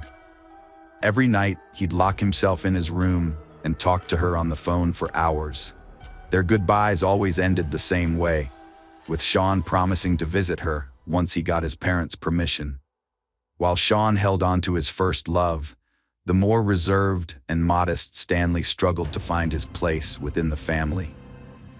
In an attempt to assert himself, Stanley made a series of poor decisions that would ultimately have devastating consequences for the entire family. In May 2006, Stanley told his parents he was quitting school to focus on martial arts and start a club.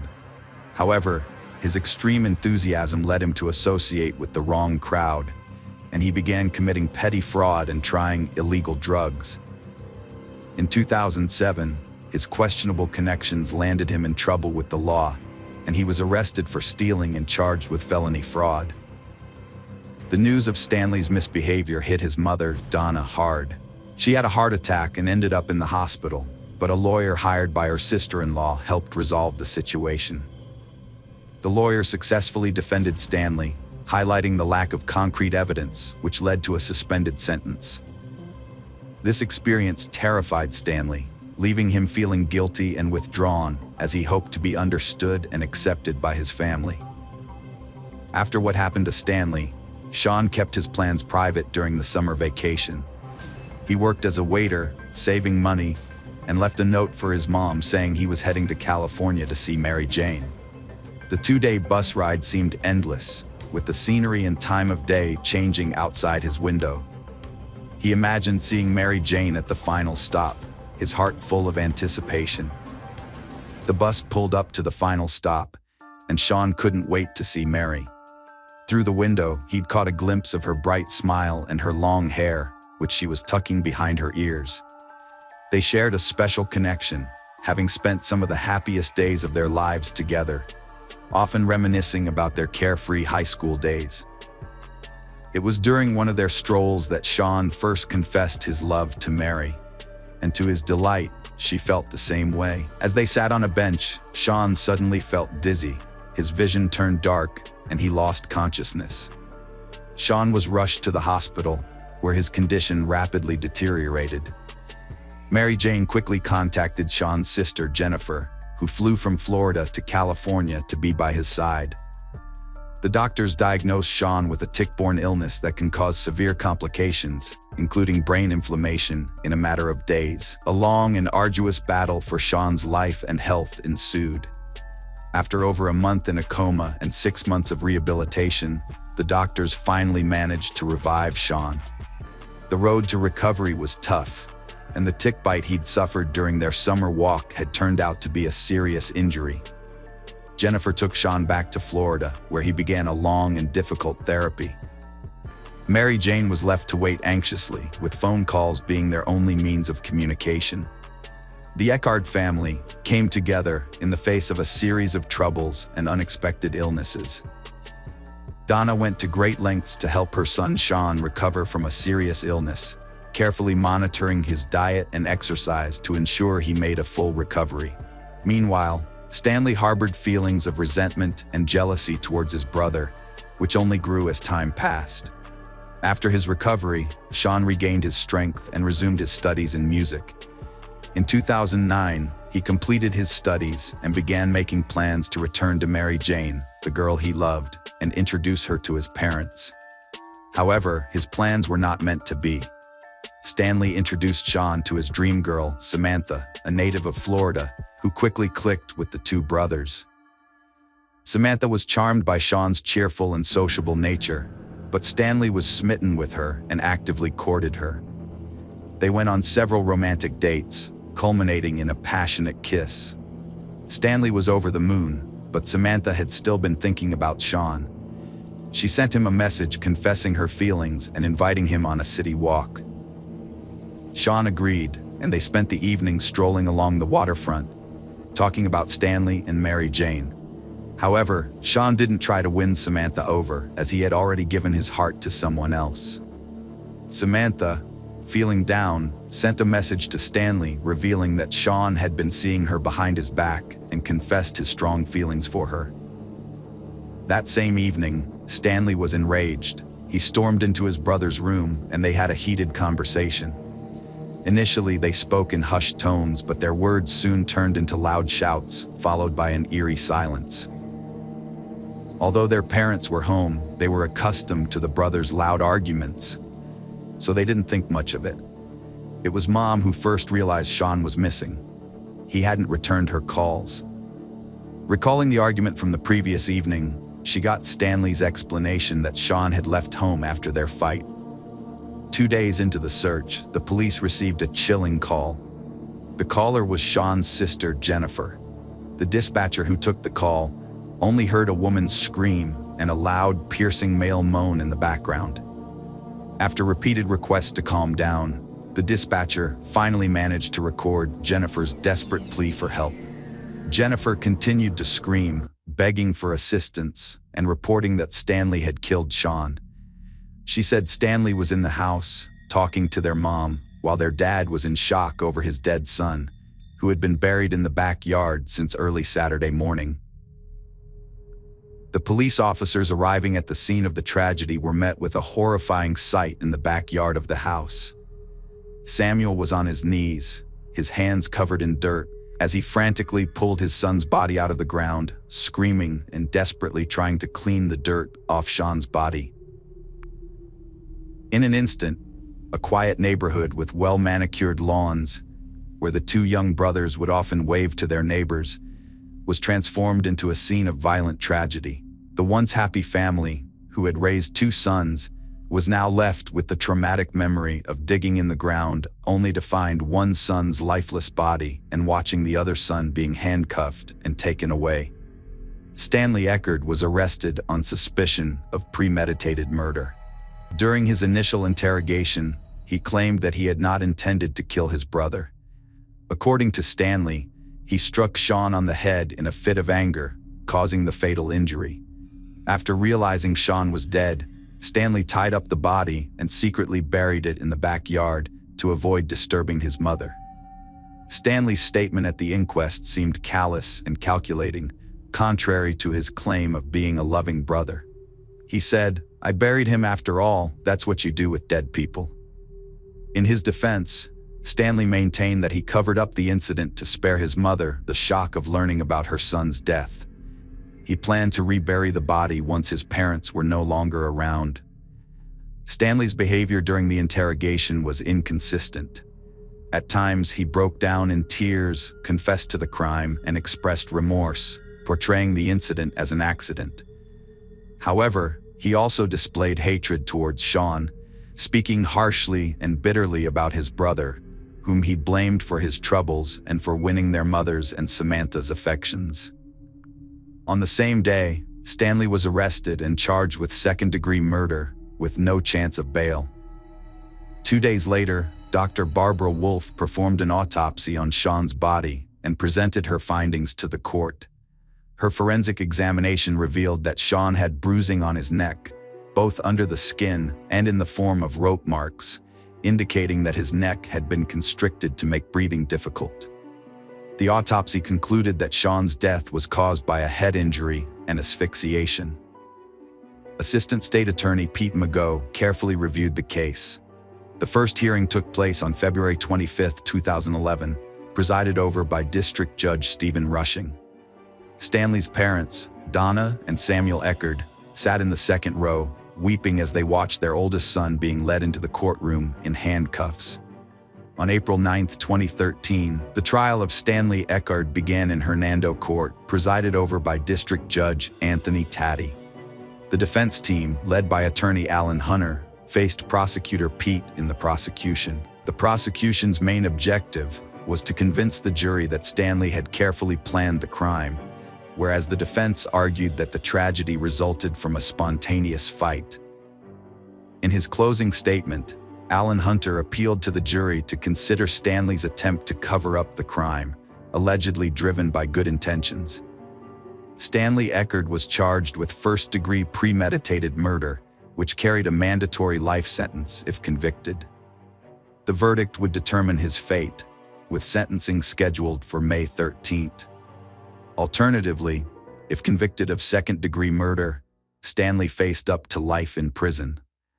Throughout the trial, Stanley maintained that he never intended to kill his brother 3 years prior, before burying him in the front yard of their house. Prior to the trial, Eckerd had rejected a plea deal from prosecutors, which offered to limit his prison sentence to 20 years in exchange for pleading guilty to second-degree murder. As the clerk read the verdict, Stanley remained stone-faced, his fate now in the hands of District Judge Anthony Taddy, who had presided over the 5-day trial. Samuel and Donna, the parents of the accused, wept quietly as the jury left the courtroom. Samuel's sobs soon turned to screams as numerous relatives gathered around him and his wife, Donna. The jury had found Eckerd guilty of second-degree murder, but didn't completely absolve him of guilt, as they believed that he didn't plan to kill 19-year-old Sean. The jury, consisting of 9 women and 3 men, reached this verdict after deliberating for approximately 2.5 hours. The Eckerd family maintained that they believed Stanley's account of the events that unfolded in the early morning hours of June 19, 2010. They also criticized the state attorney's office for filing charges against Eckerd. Later that day, Samuel Eckerd praised Chief Assistant Public Defender Alan Lanter for doing an excellent job. The family, however, questioned the appropriateness of the sentence and subsequently filed an appeal to overturn the verdict, which was denied. Samuel Eckerd expressed his surprise at the jury's verdict, stating that he couldn't understand how the jury reached a verdict of second-degree murder in about 2 hours. He added that despite that, their faith was not shaken. One undisputed fact that emerged during the trial was that after his brother's death, Stanley pulled his body out of Sean's bedroom window and buried it in a shallow grave in the backyard of the family's Spring Hill home. It was Samuel Eckerd who discovered Sean's body 2 days later. Pete Mago showed the jury photos of Sean's body in a hole, highlighting the gruesome reality. He emphasized Stanley's inconsistent testimony, changing his story 6 times when questioned about his brother's death. Mago revealed Stanley sent fake messages from Sean's phone, pretending he was alive. After hours of questioning, Stanley finally admitted to killing Sean during a struggle, claiming he hid the body to protect their mother. Mago argued Stanley's manual infliction of injuries constitutes murder, citing testimony and statements about escalating tensions with Samantha Rowe. Stanley discussed revenge with his brother and friend, mentioning a method of killing, but this evidence was tenuous.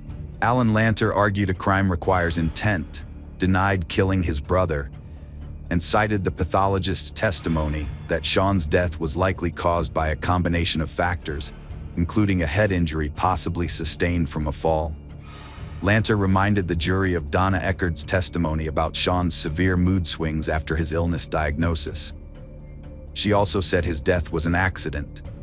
Lanter urged jurors to focus on the circumstances leading to Sean's death, not the disturbing photos or Stanley's decision to bury him. Stanley Eckerd is not a murderer, Lanter said. The Eero parents were devastated, having lost 2 sons in one day. The brutal murder of an innocent brother is beyond comprehension. Hello friends, welcome to our channel. Today we're going to take a look at another horrible case with you. The case of Kendra Hatcher. Kendra Hatcher was born on February 3, 1980, in Springfield, Sangamon County, Illinois, to Reagan Hatcher and Bonnie Gibson Jameson Colley. Her parents divorced, and her mother later married Bruce Jimon. She had 3 sisters, Jamie Coleman Ashel Lepum, Melissa Jameson, and a brother, Neil Hatcher. Kendra grew up in Pleasant Plains, where she studied dentistry. After getting divorced in 2010, she moved to Dallas and started working at Smile Zone, a dental studio. As a devout Christian, Kendra wanted to use her dental skills to help others, providing free services to disadvantaged children at the clinic. In her spare time, Kendra was involved in various activities, including teaching Bible studies and participating in volunteer programs. These programs involved building churches abroad and providing free dental services to children in Ecuador. After moving to Dallas, Kendra's professional career took off rapidly. Her personal life also began to blossom when she met Dr. Ricardo Palacios through a dating app on May 24, 2015. Kendra and Ricardo shared similar values, interests, and life goals. Ricardo was completing his dermatology residency at the University of Texas Southwestern Medical Center. Despite having only been together for a few months, they were already discussing their upcoming marriage. A tragic incident in a parking lot took the life of Kendra, cutting short all their future plans. Upon arriving at the crime scene, investigators examined the evidence and initially suspected robbery as the motive, given that Kendra's purse and some valuables were missing. They found bullet fragments and a gun magazine near her body. However, the circumstances of the shooting and the bullet wounds suggested that robbery was not the primary motive. One bullet struck Kendra in the back, while the other hit her in the head. The entry wound was at the top of her head, and the bullet exited through her chin, indicating that she had her hands up and behind her head when she was shot. The murder theory was later confirmed when investigators obtained CCTV footage and reconstructed the events. The footage showed a black Jeep Grand Cherokee entering the parking lot at 7:15 p.m. 30 minutes later, Kendra returned home and parked in the same garage. Shortly after, a man approached her, shot her, and then ran to the side before jumping into the Jeep and driving off. Although the video quality was poor and the crime scene was not clearly visible, the authorities were unable to identify the assailant. However, they put the vehicle on a wanted list and appealed to the public for assistance. A man named Ortiz contacted the police after recognizing his car and footage related to the shooting. Ortiz claimed that, although the car belonged to him, he was not involved in the shooting and was not driving it at the time. He explained that, on the morning of September 2nd, he had lent his Jeep to 2 of his girlfriends, Brenda Delgado and Crystal Cortez, who asked to borrow it until the evening. Later that evening, Brenda called Ortiz to meet her at a restaurant where they were at the time of the crime. Meanwhile, Crystal Cortez drove the Jeep back to Ortiz's house. When Ortiz saw his Jeep on the TV news, he confronted Brenda, who initially denied that it was his Jeep, then admitted that Crystal had used it without his knowledge. Brenda tried to persuade Ortiz not to report the incident, offering to pay to have the Jeep repainted. At first, Ortiz was hesitant to get involved with the police, fearing it might jeopardize his pending U.S. citizenship. However, he eventually decided to cooperate and provided the police with the names of Brenda and Crystal. The police then tracked the movements of the Jeep on the day of the crime and located the 2 women. Brenda Delgado was the first to be questioned, but she claimed to have no knowledge of Kendra Hatcher and provided an alibi, stating she was at a restaurant with Ortiz at the time of the crime and produced receipts as proof. However, as the investigation continued, the truth slowly emerged, revealing the attempts by the perpetrators to conceal their involvement. Brenda Delgado came from a modest family. Her parents, Luis and Maria, immigrated to Dallas from Mexico, where her father worked in a factory. Brenda excelled academically and dreamed of attending medical school, but her parents couldn't afford the tuition. After high school, she continued to live with her parents, working as a dental assistant and at a spa, while still aspiring to a more affluent and beautiful life. Brenda balanced her dental assistant job with spa work, where she whitened her teeth.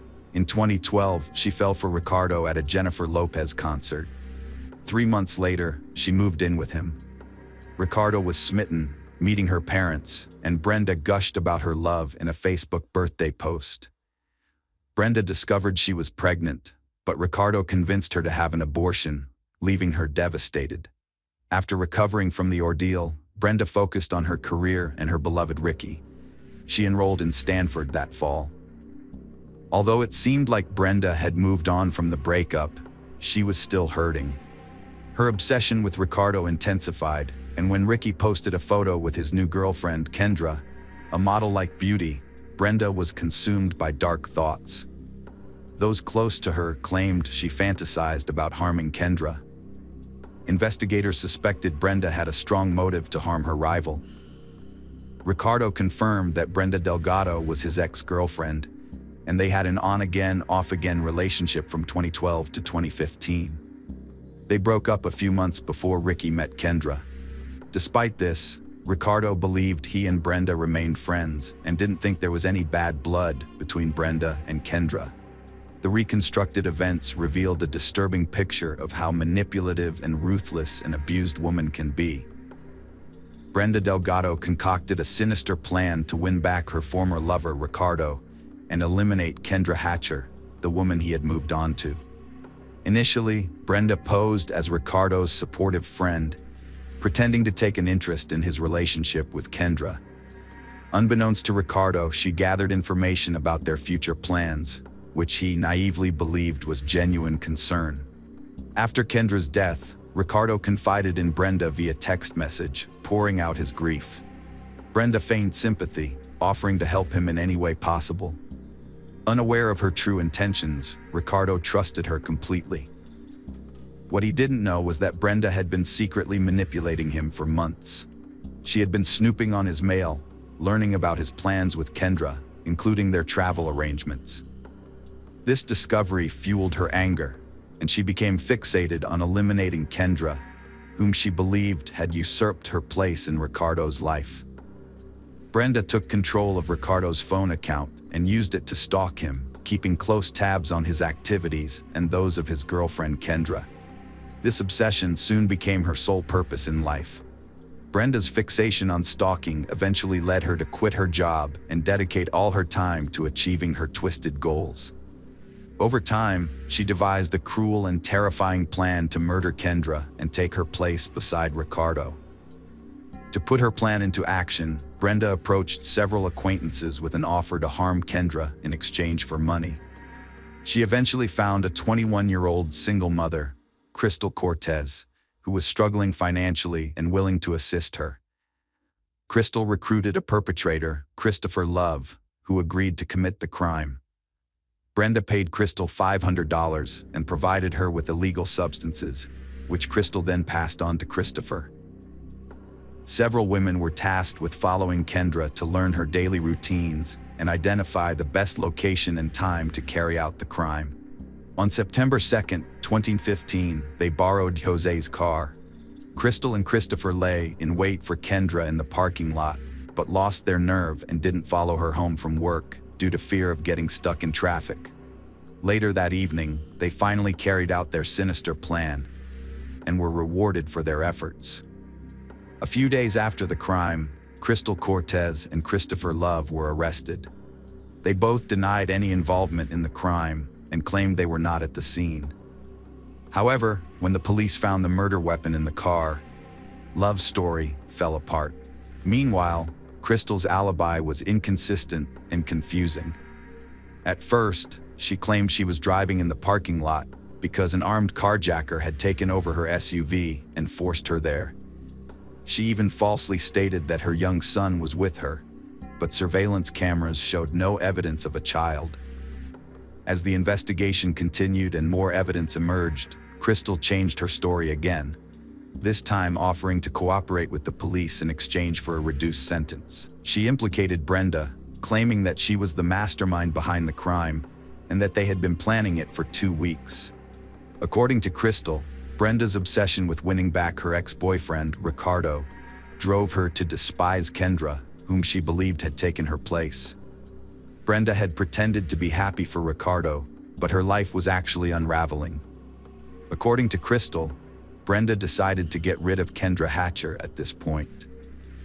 In Crystal's testimony, she detailed how Brenda devised a plan to kill Kendra, enlisting her support. Brenda and Crystal started formulating a plan to kill Kendra, meeting several times and developing multiple plans. Initially, they planned to inject Kendra with illegal substances or sedatives and then dispose of her body. However, to avoid suspicion, Brenda needed a reliable enforcer and began looking for one. They drove around rough neighborhoods, asking people if they could help, which led them to Christopher Love, who agreed to help and participated in deciding the method of the crime. The three of them decided that shooting Kendra would be the quickest way to kill her. Crystal cooperated with authorities, revealing September 2nd wasn't a random choice. Brenda knew Kendra and Ricardo were going to Mexico, so they decided to kill Kendra before their trip. They wanted it to look like a botched robbery. Brenda and Crystal tracked Kendra's movements for days, noting her activities minute by minute. They traced her route home and entered the apartment complex's parking garage on September 1st, 2015, to set up the crime. Brenda and Crystal made a final check on the day of the crime. They picked up the Jeep and Christopher, dropping Brenda at the library to establish an alibi. Crystal and Christopher waited near Kendra's apartment, then followed her, losing her in traffic. They waited at her house, and when she arrived, Christopher shot her. Crystal claimed she didn't see it but heard the shot. She drove Christopher home, picked up her son, and returned the Jeep to Jose. Brenda's plan had finally come to fruition. She had eliminated her rival, and all she had to do was wait for a message from her beloved Ricardo. Brenda was thrilled to have committed the perfect crime. However, Crystal's subsequent confession and testimony against Brenda left no doubt about her guilt, and a warrant for her arrest was promptly issued. When the police arrived with the warrant, Brenda was no longer at home, having fled to Mexico using her dual citizenship. Brenda's involvement in a contract killing came to light after she fled, and on April 6, 2016, she was placed on the FBI's wanted list. With a $100,000 reward offered for information about her, she became the 9th woman to ever be listed among the most wanted fugitives, and the only woman on the list at the time. However, her freedom was short-lived, as she was apprehended just 2 days later in Torreon, Coahuila, by Mexican authorities, who extradited her to the United States on October 6, but only on the condition that she would not face the death penalty. Brenda was charged with capital murder in the U.S. At her 2017 Texas trial, relatives of Kendra and Ricardo spoke out. Witnesses testified, confirming Brenda's intentions and obsession with her ex. Her cousin Moses revealed Brenda's depression and her attempt to hire him to hurt Kendra. Brenda was obsessed with Ricardo, said friend Jennifer Escobar. Brenda read Ricardo's emails, tracked his movements, and had his house key and bank access. She asked Jennifer to kill or disable Kendra Hatcher, offering $2,000, a car, and drugs. Jennifer refused after consulting her parents. In court, multiple people who knew Brenda testified about her obsession, and it was established that Brenda had a motive to want Kendra dead. She viewed Kendra as an obstacle to getting what she wanted, specifically reuniting with Ricky. In the months leading up to Kendra's death, Brenda's obsession grew increasingly intense, as corroborated by evidence presented in court. This evidence included an ATM withdrawal receipt for $500, which Brenda later gave to Crystal as payment for her role, as well as a $600 cash payment received by Christopher Love. Furthermore, cell phone records revealed that Brenda, Crystal, and Christopher were together before the crime, with over 99 calls exchanged between Brenda and Crystal between August 22nd and September 4th, demonstrating their frequent communication to discuss the plan to kill Kendra Hatcher. Despite an alibi and receipts showing she was at a restaurant, the jury quickly found her guilty of Kendra Hatcher's murder. Delgado was sentenced to life without parole. Crystal Cortez, who cooperated with the investigation and pleaded guilty, received a 35-year prison sentence with parole eligibility. The Hatcher family expressed satisfaction with the court's decision and quietly left the courtroom following the verdict. On the other hand, the Delgado family, who knew Brenda as a loving daughter and woman with strong Christian values, refused to believe she was involved until the end. Hello friends, welcome to our channel. Today we're going to take a look at another horrible case with you. The case of Borden family. Michael and Catherine met in school, bonding over homework and walks. They became inseparable friends, sharing secrets and learning from each other. Their friendship blossomed into romance, and Michael eventually asked Catherine on a date, declaring his love. They got married in a beautiful ceremony, vowing to love each other through life's ups and downs. After 10 years, the Borden family moved to Lititz, Pennsylvania, a peaceful town founded by the Moravian Church in 1756. The town's faithful residents, including Amish families, sought refuge from modern chaos, living simply and avoiding modern tech. The devout Bordens chose Lititz for its ideal setting to raise children, surrounded by calm and serenity. Michael was an active member of the local church community, where he taught Sunday school lessons. His wife Catherine managed the household and supported him in his community work. While he focused on spiritual growth, Michael also worked as a manager at a printing company to provide for their everyday needs. Over time, they had 5 children, 3 boys and 2 girls. Large families like theirs were common in Lititz, where parents hoped to protect their children from the outside world's hardships and dangers. Regular church attendance, youth groups, and homeschooling were a big part of family life. Interactions between families were mostly limited to religious gatherings and celebrations. Michael and his wife built a peaceful home life, raising their kids in faith and discipline. When their eldest sons left for university, the 3 younger kids continued homeschooling, pleasing their parents. Neighbors and friends praised the kind, responsive, and interesting kids, Kara, Caitlin, and Daniel. Kara, the eldest daughter, challenged traditional values in her teens. Despite her dad's disapproval, she joined the soccer team, snuck out to discos, and did forbidden things. Her dad was troubled, and talks often ended in arguments and her running away. Kara sought romantic relationships and showed interest in boys. In 2005, David, 18, and Kara, 14, connected at a homeschooling support group. They formed a close bond, hiding it from their parents, and used social media to exchange messages, pouring their hearts out. They crafted coded messages to keep their communication private.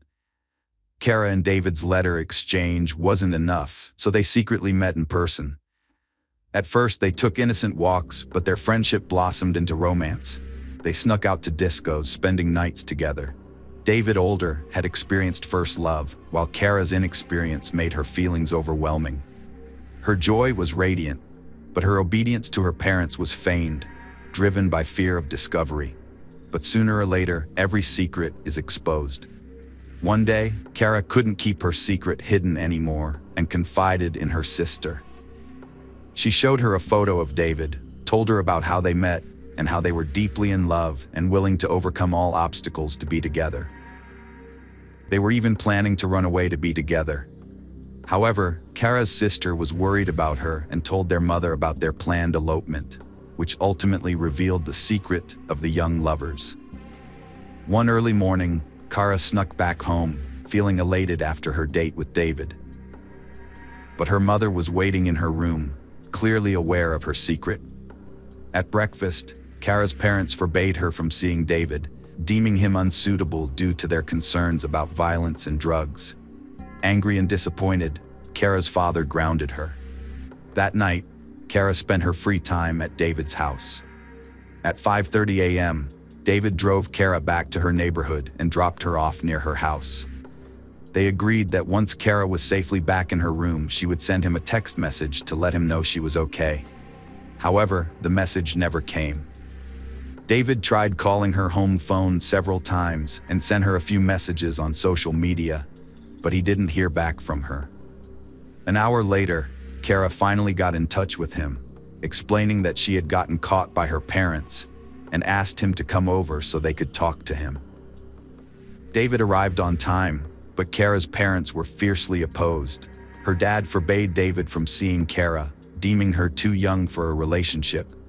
David's declarations of love fell flat, with her dad threatening to call the police if he saw them together again. The emotional confrontation ended with Kara grounded and David leaving, feeling rejected and heartbroken for the first time. The lovers' separation was agonizing. They devised a plan to deceive everyone by pretending to break up while secretly continuing their affair. In public, they convincingly played the part of former lovers, not even greeting each other. Kara's parents were convinced they'd protected her from a youthful mistake. However, David missed Kara terribly, often reading Shakespeare and imagining openly serenading her like Romeo. David Ludwig took drastic measures by calling Kara's home to request a meeting with her father, Michael. On November 13, 2015, the young man arrived at the Borden residence, determined to discuss their plans to get married. Ludwig confessed his love for Kara and their intentions to Michael, but he received a dismissive response, saying it would never happen. Prepared for this reaction, Ludwig, fueled by anger, pulled out a handgun and shot Michael in the back as he walked towards the front door. Next, he targeted Kara's mother, Catherine, shooting her while she sat in a chair. Ludwig then searched the house for Kara, calling out her name, but she was nowhere to be found. He got into his car, started the engine, and began to drive away. That's when he spotted Kara running down the road towards him. She got into the car, expressing her desire to escape and start a new life with David. They fled the city in David's red car, leaving the chaos behind.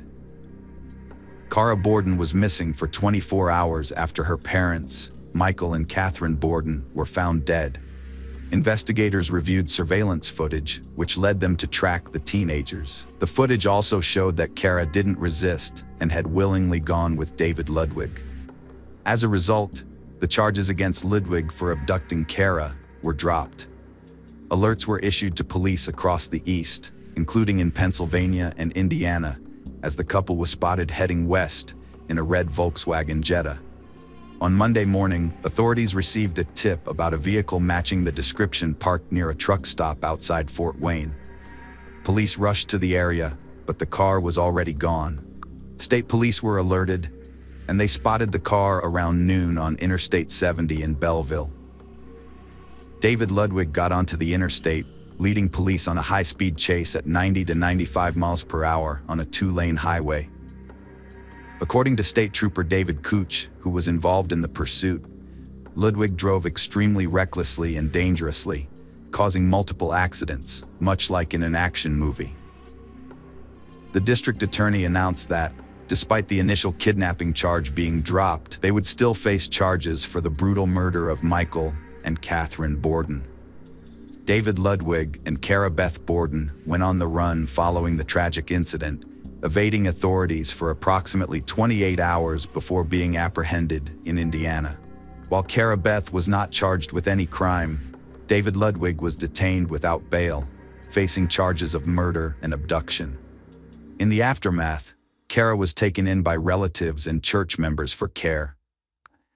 David Ludwig was arrested on November 14, 2005, following a high-speed chase that ended with his vehicle crashing into a tree. He was charged with the murder of the Bordens, a crime allegedly committed after a prolonged dispute. Ludwig confessed to 2 counts of intentional harm, stating that he had deliberately intended to shoot the Bordens if they got in his way, and that he did so. During a search of his vehicle after his arrest, no weapons were found. However, when the police searched his home, they discovered an arsenal of 54 firearms, which belonged to his father, a hunter who had taught Ludwig how to handle weapons. The police also found an 18-minute video on a laptop in his home, which showed Ludwig discussing plans to invade another family's home, armed with weapons. The plan was abandoned due to the presence of too many cars. Although the police declared Kara Borden a victim in the case, Ludwig claimed that surveillance footage from various stores along their route would prove that she was not abducted. He did not resist extradition to Pennsylvania, and a judge ordered him held without bail. Ludwig was not represented by an attorney during the charge presentation, and a preliminary hearing was set for November 23rd. The trial of Ludwig, who was responsible for the deaths of 2 adults in front of their children, was brief, as detailed in court documents. Caitlin, Kara's 13-year-old sister, told investigators that her parents were killed after arguing with David Ludwig for about an hour. According to Caitlin, Ludwig shot her father, and she then ran to the bathroom where she heard a second shot, which likely killed her mother. Afterwards, Ludwig ran through the house, calling out to Kara. In June 2006, David Ludwig agreed to a plea deal with District Attorney Donald R. Totoro, who had originally sought the death penalty.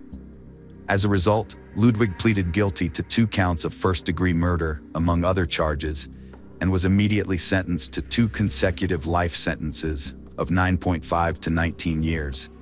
He was also ordered to pay $125,000 in restitution.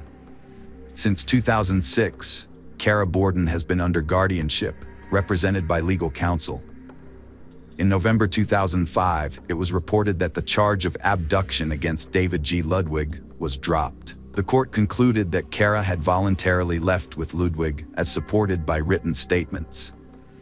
Ludwig's lawyer claimed that Kara had accompanied David voluntarily during their journey through 3 states, and surveillance footage showed that she had multiple opportunities to escape. Kara herself admitted that she had run after Ludwig as he left her house. Kara Beth Borden was identified as a victim in this tragic situation, and as a result, the Lancaster County District Attorney did not file criminal charges against her. This decision was influenced by her actions during the investigation and the digital evidence collected from emails, blogs, and texts exchanged with Ludwig. A memorial service was held at Lancaster Bible College, where Kara Beth, surrounded by her siblings, mourned the loss of her parents. As a sign of respect and remembrance, the neighborhood adorned their mailboxes with white ribbons. This tragedy left 5 children without the guidance and love of their parents. David Ludwig was transferred to Indiana's State Correctional Institution at Pine Grove to serve his life sentence for murdering his girlfriend's parents. He was chosen for the prison's youthful offender program, designed for inmates 15 to 20, which focuses on teaching self-responsibility, discipline, and respect for others. David Ludwig, now 37, is serving 2 life sentences for fatally shooting Michael and Catherine Borden in 2005 after they barred him from seeing their 14-year-old daughter. He cited the 2012 U.S. Supreme Court ruling against life imprisonment for minors, but the PA Supreme Court denied his petition, agreeing with a lower court that he's not entitled to same consideration since he was 18 at the time. David Ludwig will spend life in prison. The community struggled to understand how well-raised kids committed evil. Despite Christian homeschooling, tragedy struck, leaving questions if parents overlooked or failed to convey value. Hello friends, welcome to our channel. Today we're going to take a look at another horrible case with you. The case of Yvonne Baldelli. Yvonne Baldelli was born on June 30, 1969, in a small town in Southern California. She was the youngest of 3 children born to Marjorie and James Fold, with 2 older siblings, Michael and Michelle. Yvonne was especially close to her sister Michelle from a young age. Tragedy struck when Yvonne was 13, with the loss of her mother after a long illness. Her father James remarried a year later to Lillian, who turned out to be a kind and caring stepmother. Yvonne and her siblings developed a wonderful relationship with Lillian, who treated them as her own. Yvonne pursued a good education and experimented with various career paths, but her true passion lay in fashion design. She dreamed of turning her hobby into a successful business. However, her personal life was marked by misfortune. She had 2 failed marriages, the last one ending in divorce from Kevin Baldelli in 2007. Adding to her woes, Yvonne underwent surgery in her youth, which was followed by complications that left her unable to have children. After her second divorce, Yvonne lived a solitary life in her small apartment, where her only constant companion was her beloved dog, whom she lovingly referred to as her child. Despite her challenges, Yvonne remained close to her family, calling her father and sister daily and making it a point to visit them at least once a month. In 2009, as Yvonne was approaching her 40th birthday, she met Brian Brimager, a married Marine with a young son. Despite being committed, Brian was open to an extramarital affair and confided in Yvonne about his unhappy marriage, stating that his only reason for not filing for divorce was the welfare of his child. Yvonne was taken by Brian's fit appearance and believed him. Having had a loveless marriage, she knew it was tough to leave, especially with kids. She didn't pressure him, thinking his child was the main issue. Little did she know, Brian was a charming liar, using his looks to juggle multiple relationships and fake promises. It became clear that Brimager, who was married, was having an affair with not one, but 2 women. One of them was Yvonne, and the other was Christine Verhoeven, a beautiful blonde with many influential contacts. Christine worked as an analyst at the White House. When Yvonne found out that her lover, Brian, was cheating on his wife with another woman, she decided to take action. Gathering her courage, she called Brian's wife to inform her that her husband was having an affair, not only with her, but also with another woman. This shocking news sparked a major scandal, forcing Brian to make a difficult decision. In the end, he chose Yvonne, although it's possible that she influenced his decision. A few months later, Brian officially divorced his wife and moved in with Yvonne. At the time, he was still serving in the Marines, but he had been thinking about ending his military career for a while. They seemed genuinely happy, but Yvonne's family remained skeptical of her new partner, questioning the sincerity of his feelings for her. In the summer of 2011, Brian started talking about making drastic changes to his life, including leaving the Marines, moving away from the city, and settling down on a tropical island. Yvonne shared his vision, supported him in everything, and was ready to follow him wherever he chose to go. She believed she had found the love of her life and adored him. By September, Yvonne decided to move to Panama's Carino Island, a tropical haven. Her dream was to open a boutique, creating custom outfits for tourists. In early September, Yvonne, Brian, and her dog flew to Panama, then took a ferry to Carino Island, renting an oceanfront house. The island's hot and humid climate attracted tourists, especially divers and surfers, year-round. Brian, a skilled guitar player since his teenage years, brought his instrument to the island with the intention of launching a music career, performing at various entertainment venues. Soon after settling in, he established connections with several local bar owners, and one of them offered him a gig. He would play in the evenings, entertaining the crowd, and as a token of appreciation, the audience would often buy him drinks, leading to a habit of heavy daily drinking.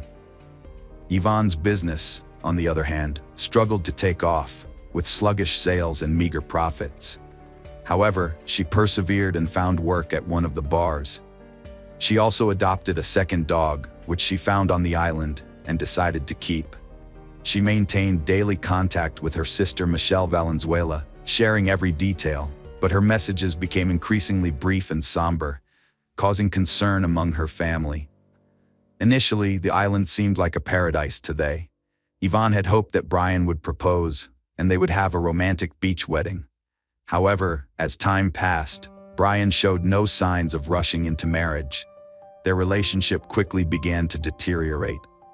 In early December, Michelle became concerned when she stopped receiving messages from her sister Yvonne. Then, On December 14, 2011, Michelle received an unexpected call from Yvonne's boyfriend Brian.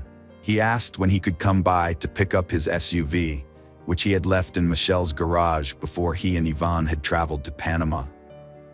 This call surprised Michelle because it meant Brian had returned to the US. But where was Yvonne? Why hadn't she come back or even reached out? Brian told Michelle that he had explained everything in an email he had sent a few days earlier. He also claimed that Yvonne had sent Michelle a message explaining the situation. Michelle checked her messages but found nothing. So, she turned to her email and discovered 2 unread messages, one from her sister Yvonne and one from Brian. Brian claimed in his message that Yvonne had left him for a new lover and moved to Costa Rica.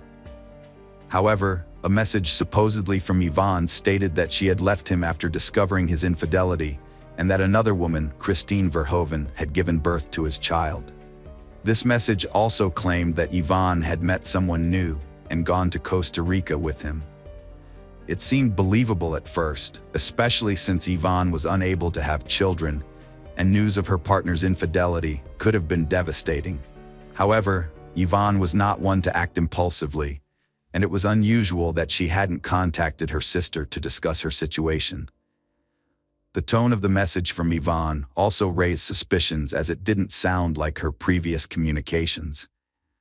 Michelle suggested filing a missing persons report for Yvonne, but Brian was hesitant, claiming she was fine and capable of taking care of herself. He insisted she would come home on her own, but his nervousness and quick departure after picking up his vehicle raised suspicions. Shortly after, a message from Yvonne's phone arrived, stating she would return home in January for their father's birthday. This brought Michelle some relief, and she decided to wait, hoping Yvonne would come back as planned. By mid-January, Yvonne remained missing and hadn't reached out. Meanwhile, Michelle was stunned to learn that Brian had unexpectedly married Christine Verhoeven shortly before the new year began. What made this even more surprising was that he had only parted ways with his previous girlfriend a few weeks earlier. Michelle's concern for her sister's safety prompted her to report Yvonne missing to the police, as she suspected Yvonne hadn't actually gone to Costa Rica. An official inquiry to Panama confirmed her fears, verifying that Yvonne Baldelli had not left the country. Michelle's cousin, a programmer, helped trace the IP address of the emails supposedly sent by Yvonne from Costa Rica in December. The investigation revealed that the emails were actually sent from Dana Point, California, where Brian was located. The same IP address was used for an email sent by Brian himself. As the situation grew increasingly alarming, Michelle quickly informed the police of her discovery.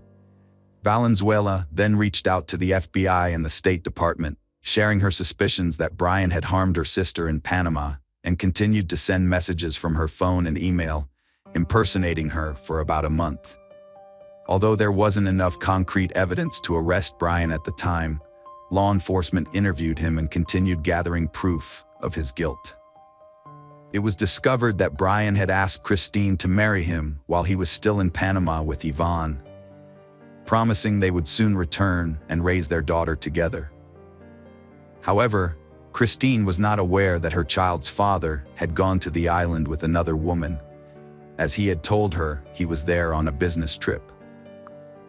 2 months after Yvonne's disappearance, her sister and niece conducted their own investigation and flew to Panama, where they sought the help of Don Winter, a former U.S. intelligence officer turned investigator who specialized in finding missing U.S. citizens.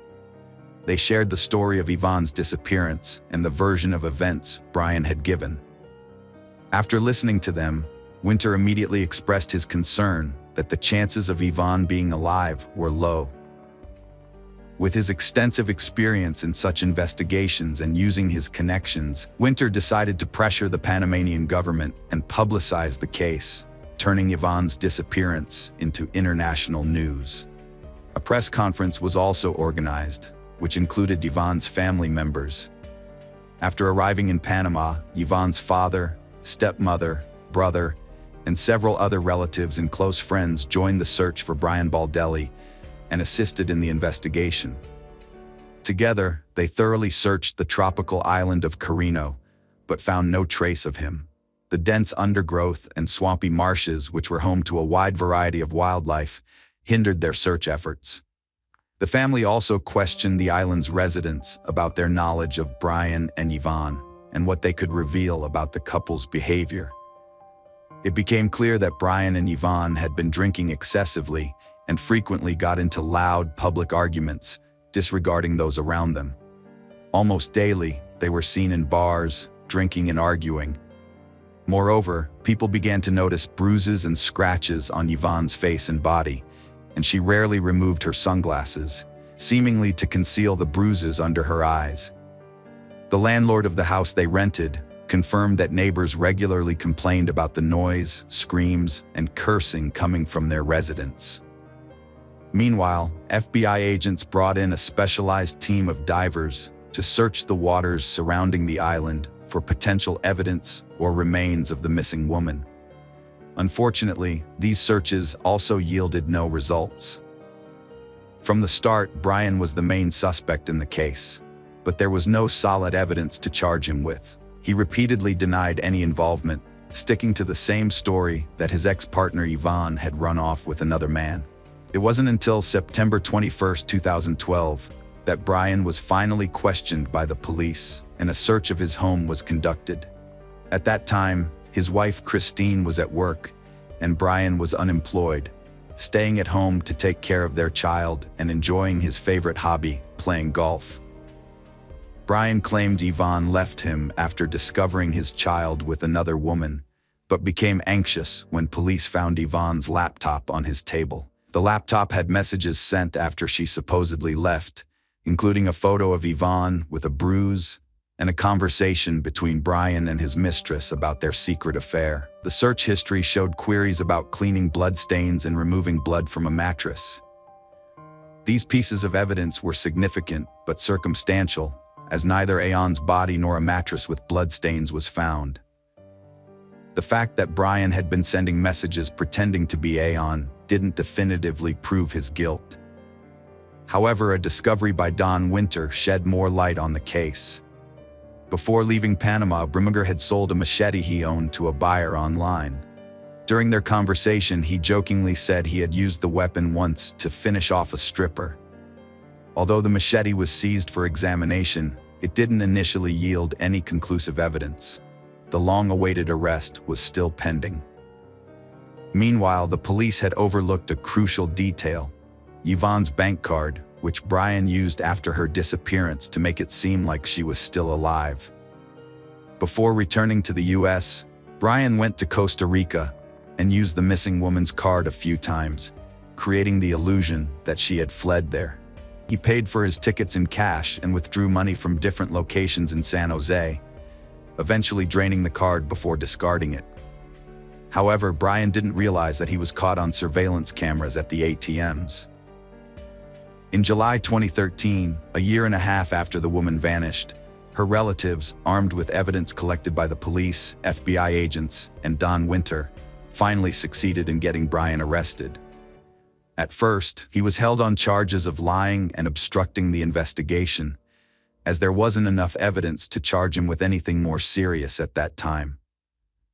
By then, Christine had given birth to a second son just a week before his arrest, making Brian a father for the second time.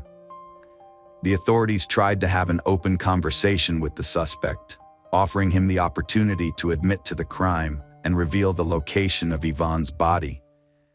However, Brian consistently denied any involvement. His lawyer also claimed that since there was no body or direct evidence linking Brian to Yvonne's disappearance, there was no proof of his guilt. In the swamp on the island of Quinero, a worker stumbled upon a gruesome discovery just 2 months after Brian's arrest. While taking a shortcut through the underbrush, the worker spotted an army backpack partially submerged in the water. Curious about what might be inside, the worker opened the bag, only to be met with horror at the sight of a human skull. The worker immediately notified the police, who responded and took the backpack into custody for further examination. Inside, they found fragments of a human body, as well as the remains of 2 small dogs. The remains had been deliberately dismembered, placed in the bag, and discarded in a remote area, likely intended to never be found. DNA testing later confirmed that the human remains belonged to Yvonne. However, many of her limbs were missing. Further examination by pathologists revealed that Yvonne had suffered a brutal beating before her death, including a broken nose, cheekbone, and several missing teeth. When the unique chot marks on the victim's bones were matched to the machete's blade, it confirmed that the body had been dismembered with this weapon, as each blade has a distinct signature, similar to human fingerprints. With this evidence, Brian was formally charged with murder, dismemberment, and concealing a crime. In 2014, Michelle Valenzuela got a cancer diagnosis, and after 6 months of intense treatment, realized it was futile. She dedicated her last months to seeking justice for her sister, testifying against Brian and submitting evidence to the court despite her weakening health. Brian assaulted Yvonne in a drunken rage after she discovered his affair, stabbing her to death. He then dismembered her body, killing her dogs, and hid the parts in a backpack in a swamp. Brian fabricated a story about Yvonne leaving him, gaining sympathy from locals, and even found a new girlfriend. However, during the trial, his girlfriend testified against him, and he was forced to admit his guilt, claiming self-defense despite evidence showing he was fully aware of his actions. In the spring of 2016, Brian was convicted of manslaughter and sentenced to 26 years in prison, with eligibility for parole in 2035. At sentencing, credit was given for his prior service in the Marines, which spared him from a life sentence. Meanwhile, Brian's wife, Christine Verhoeven, maintained her husband's innocence and pledged to stand by him no matter what. Hello friends, welcome to our channel. Today we're going to take a look at another horrible case with you. The case of Anna Walsh. Anna Luic, later known as Anna O'Neill, was born on April 18, 1983 in Belgrade, Serbia. She grew up in a cultured family with her younger sister. At the 5th Belgrade Gymnasium, Anna excelled as a standout student. She then attended Belgrade Research University, the most historic and expansive university in Serbia. Anna pursued foreign languages, earning a master's degree in French language and literature at 22. With her diploma, Anna sought a new chapter in the United States, fully supported by her family. In 2005, she settled in the U.S., aiming to further her education in hospitality management. She took administrative roles at prestigious hotels, including the Inn at Little Washington in Virginia. Anna's warm approach, sense of duty, and conflict resolution skills quickly earned her respect from peers and supervisors. Multilingual and charming, she formed connections easily. Beloved by colleagues and friends, Anna seized every chance to shine. She became a U.S. citizen, retaining her Serbian nationality, and enjoyed a high income, investing in property and a car. Her travels further broadened her horizons, and her career flourished, leading to a promotion to senior manager. Anna's captivating qualities, including her intelligence, beauty, slender physique, and radiant smile, drew in numerous admirers. While working at the Wheatley Hotel in Lenox, Massachusetts, she met and fell in love with Marcus O'Neill, the hotel's head chef. Their romance ultimately led to their marriage in 2009, at which point Anna took her husband's last name. Born in July 1975 in Boston, Massachusetts, Brian Paul Walsh came from a prominent, wealthy, and respected family. As a young man, he would frequently borrow money from friends, only to fail to repay them. During his college years, he would invite friends to dine at upscale restaurants, then use various tactics to manipulate others into covering his share of the bill. Brian was estranged from his father, Dr. Thomas Walsh, for many years until the elder's death in 2018. The estrangement dated back to when Brian fraudulently withdrew nearly $1 million from his father's personal account and disappeared with the money.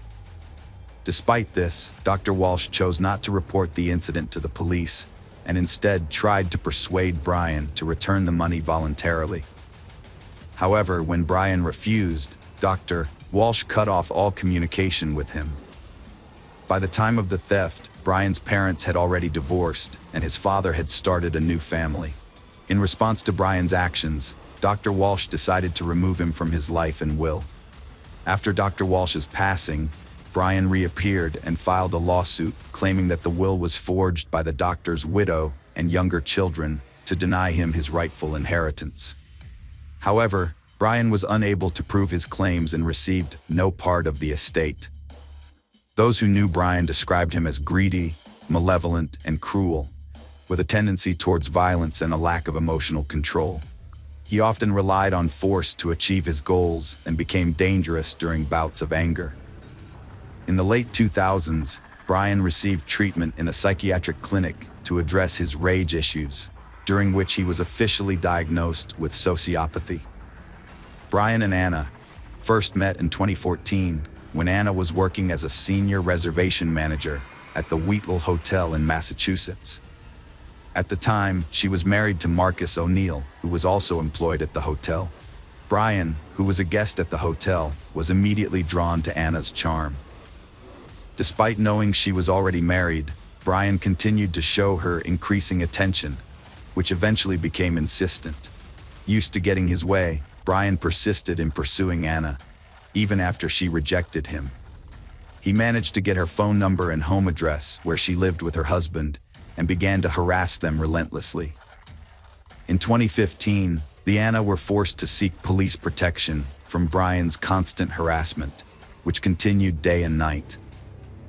Brian would show up at Anna's workplace, call her at home, and send her messages, demanding she leave her husband for him. The situation took a dark turn when Brian threatened to harm Anna and her husband if she didn't comply with his demands.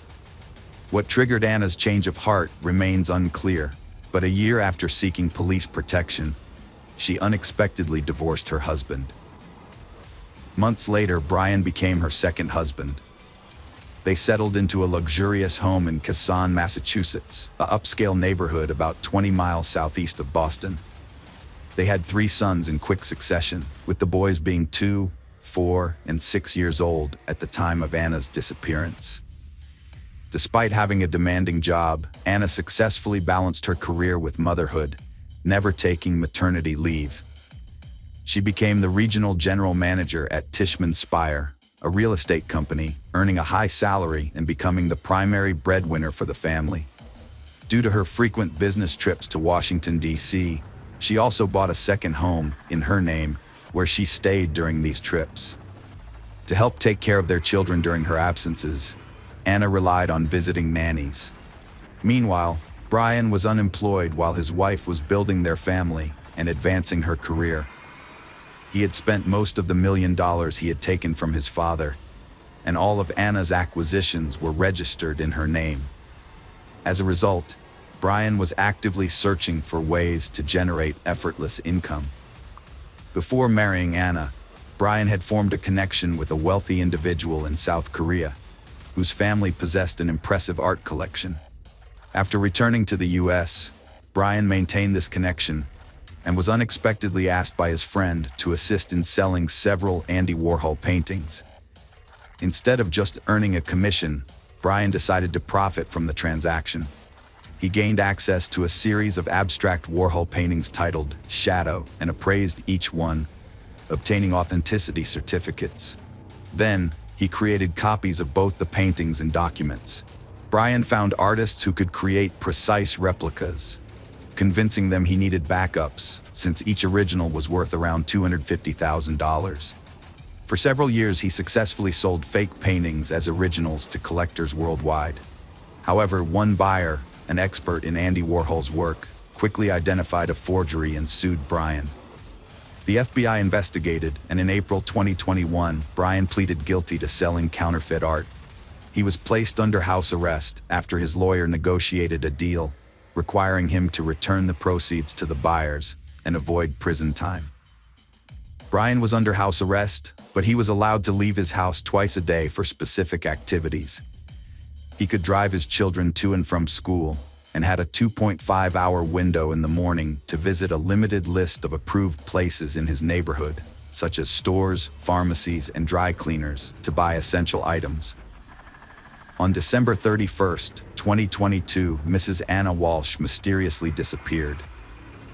The Walsh family had planned to celebrate New Year's Eve together at home, just the five of them, Anna, Brian, and their three young sons.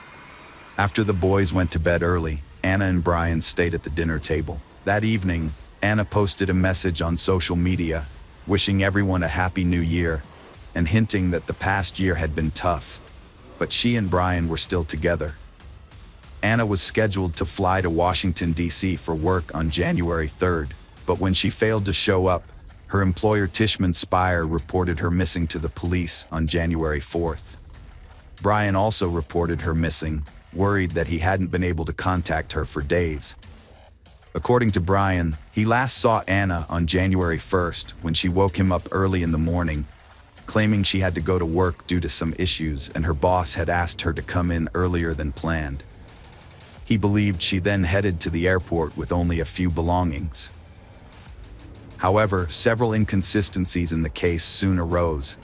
For instance, Anna had not bought, changed, or reserved a flight ticket for January 1st, and she had not canceled her scheduled flight for January 3rd. Additionally, she was not seen at the airport on either January 1st or 3rd. Furthermore, it was unclear how she left the house since her personal car was still in the garage and she had not called a taxi. Brian's suggestion that she might have hitchhiked was not convincing. Brian's statements and behavior sparked numerous questions. His explanations were contradictory, and he didn't appear particularly concerned about the unfolding events. Despite being unable to contact the mother of his children for over 3 days, he only reported her missing on the 4th day, and only after her workplace called. From the start, Mr. Walsh was considered a prime suspect, yet law enforcement didn't have enough evidence to arrest him or obtain a warrant to search their family home. They conducted a limited inspection with the homeowner's permission, but it didn't yield any results.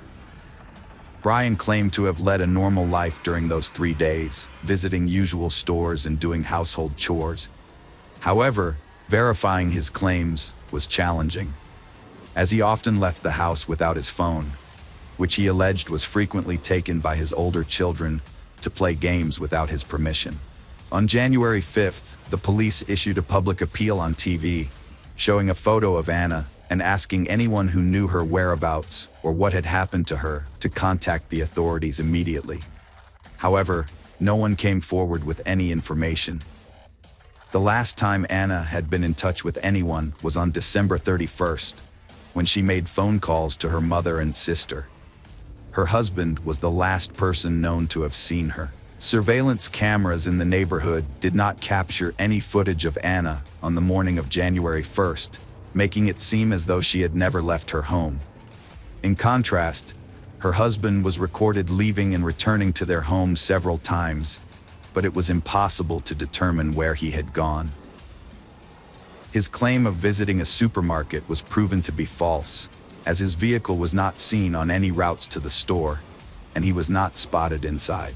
It wasn't until January 8th that Brian was arrested for making false statements and was taken in for questioning at the police station. His home was finally searched, and it was discovered that on January 1st, he had visited a hardware store in a different area, which was not on the list of approved locations he was allowed to visit while under house arrest. At the hardware store, Brian spent nearly $500 on a large quantity of cleaning supplies, including plastic sheeting, duct tape, a mop and bucket, and utility rags. He paid in cash, likely hoping to keep his visit secret. During a search of the Walsh family home, disturbing discoveries were made. Although the house appeared normal at first, with no signs of struggle or bloodstains, the basement told a different story. Law enforcement officers found smeared bloodstains everywhere, along with a bloodied knife and saw wrapped in towels, hidden among the clutter. Brian had previously admitted to visiting his mother's home on January 3rd, claiming he needed to help her with household tasks due to her poor health. However, after the grim discoveries in the basement, police suspected that Walsh may have disposed of evidence or parts of his deceased wife's body on his way there. They inspected trash bins in the area where the couple lived, as well as along the road to his mother's house, and found a kitchen hatchet with dried blood and several blood-stained towels, similar to those found in the Walsh basement. Forensic analysis confirmed that the blood in the basement on the towels, knife, hatchet, and saw belonged to Anna, confirming her death. The seized laptop and tablet revealed a disturbing search history. Weeks prior to his wife's disappearance, Brian had been actively searching online for information on the most favorable states for divorce in terms of property division. He also looked into whether he could claim the second home in Washington, D.C., which was owned by Anna and registered solely in her name, suggesting a possible motive for the crime. One of the earliest searches, made around 4 a.m. on January 1st, was about how long it takes for a body to decompose. This was followed by nearly 24 searches on how to dispose of a body, including how to clean up blood traces, how to dismember a body, and whether a body could be identified if the teeth were removed. He also searched for information on how long DNA traces last and whether a person could be charged with a crime if the body was never found. All of these searches were conducted on his young child's tablet. By January 3rd, Brian's searches had shifted to inheritance, as he looked into how and when someone can inherit the property of a person who has disappeared. This suggests that he was confident he would avoid punishment and was preparing to claim the inheritance. On January 18th, Brian was officially accused of murdering his wife, even though her body or remains had not been discovered. Prosecutors allege that on New Year's Day, Brian intentionally or accidentally killed his wife, then decided to get rid of her body by dismembering it in their home's basement. He allegedly put the body parts in plastic bags and threw them away in trash cans located in different areas of the city. The area surrounding the Walsh home, as well as nearby empty lands, wooded areas, and bodies of water, were extensively searched for evidence, but nothing was found. The defendant, Brian Walsh, has pleaded not guilty and is refusing to reveal what happened to Anna's body. Recently, Anna had been unhappy and was considering divorcing her husband, which she mentioned several times during phone calls with her mother and sister the day before she vanished. However, her mother did not take Anna's threats seriously and decided to put off her visit. The trial is ongoing, and Brian is being held at the Norfolk Correctional Facility as he awaits his next court date. Anna's mother is following the investigation from her home in Serbia and has not traveled to the United States. The Serbian Ministry of Foreign Affairs has contacted the New York Consulate, which is in touch with the Norfolk District Attorney's Office to ensure Anna's mother is kept informed about the investigation and hearings. Brian and Anna's 3 sons are now in state custody because none of Brian's family members are willing to care for them. They cite Anna's mother's age and poor health, and her sister, who lives in Canada, has also declined to take in her nephews. The only person willing to take the boys in is Pamela Bond, a close friend of Anna's, who prefers this to them being separated and placed in different foster homes. Hello friends, welcome to our channel. Today we're going to take a look at another horrible case with you. The case of Sydney Loof. Sydney Irene Loof was born on August 21, 1993 in Broken Bow, Nebraska, to George and Susan Loof. She spent her childhood in Arcadia with her parents until 2000, when the family moved to Ney, where her mother worked as a special education teacher and her father was the school principal. Growing up, Sydney was an energetic and outdoor-oriented girl who loved nature. Her father, George, often took her fishing during her school years. She was also involved in sports, playing basketball and golf, where she showed promise. However, she developed scoliosis, which forced her to give up many of her favorite activities and ended her sports career. After graduating from high school in 2011, Sydney found employment at a local Menards store that specialized in home improvement products. Despite moving from Norfolk to Lincoln for work, Sydney remained close to her family, who made an effort to stay in touch almost daily and regularly met for dinner. Although she lived independently, Sydney frequently returned to her parents' house. Sydney had been battling depression, feeling that the medications she was on were actually making her condition worse. Her mom, Susie, was deeply concerned and urged her to see a new doctor who prescribed different medications. During phone calls with her mom, Sydney's voice sounded increasingly optimistic as she reported that her mental state was improving. She was attempting to make positive changes in her life, including searching for a new job, as working in a store didn't fulfill her ambitions. However, she was still uncertain about her career goals, which contributed to her feelings of depression. By November 2017, Sydney's mental health had taken a turn for the worse, leading her to take antidepressants and occasionally smoke marijuana. Despite her family and friends offering support, she yearned for romance and love. As a young modern woman with an interest in the same gender, Sydney sometimes turned to social media to find potential dates. To expand her social circle and find a friend, she used Tinder, a popular dating app. In November 2017, Sydney met a man named Aubrey online, and they started exchanging messages. They quickly discovered they had a lot in common, including a love for gambling, hiking, and good food. After just 100 messages, they decided to meet in person on November 14th. Sydney visited Aubrey at his home in Wilbur, and their first meeting went really well. They hit it off and agreed to meet again the following day at Aubrey's house. Before their second meeting, Sydney worked her shift at the store, went home, and got ready. She even took a photo of herself and posted it on Tinder with the caption, "Ready for my date." When Aubrey arrived, they drove off together. The next day, however, Sydney failed to show up for work, which was unusual for the normally reliable Sydney. Despite her high spirits in the days leading up to her disappearance, her family was worried when her coworkers informed them that she hadn't shown up. Sydney's mother, Susie, revealed that her daughter had been struggling with anxiety and depression in the days leading up to her disappearance. Sydney had discussed her deteriorating mental health with her family, who advised her to see a doctor again to take antidepressants. That was the last time Sydney's family saw her.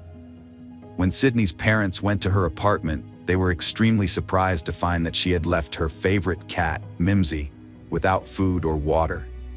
This was extremely unlike the caring pet owner they knew Sydney to be. Concerned, they reported Sydney missing to the police. During a welfare check of Sydney's home, the police found the apartment locked and saw nothing out of the ordinary. However, the family remained adamant that something was wrong, and the police took their concerns seriously. On November 16, 2017, Sydney Loof was reported missing after failing to arrive at her workplace, the Menards store showroom on 27th Street and Cornhusker Highway. Sydney had a spinal condition that affected her gait, making her stand out in a crowd.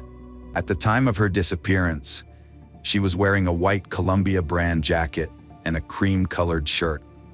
According to her parents, Sydney told her friend on Snapchat on Wednesday morning that she had gone on a date with a man she met online the previous night and planned to meet up with her again that evening.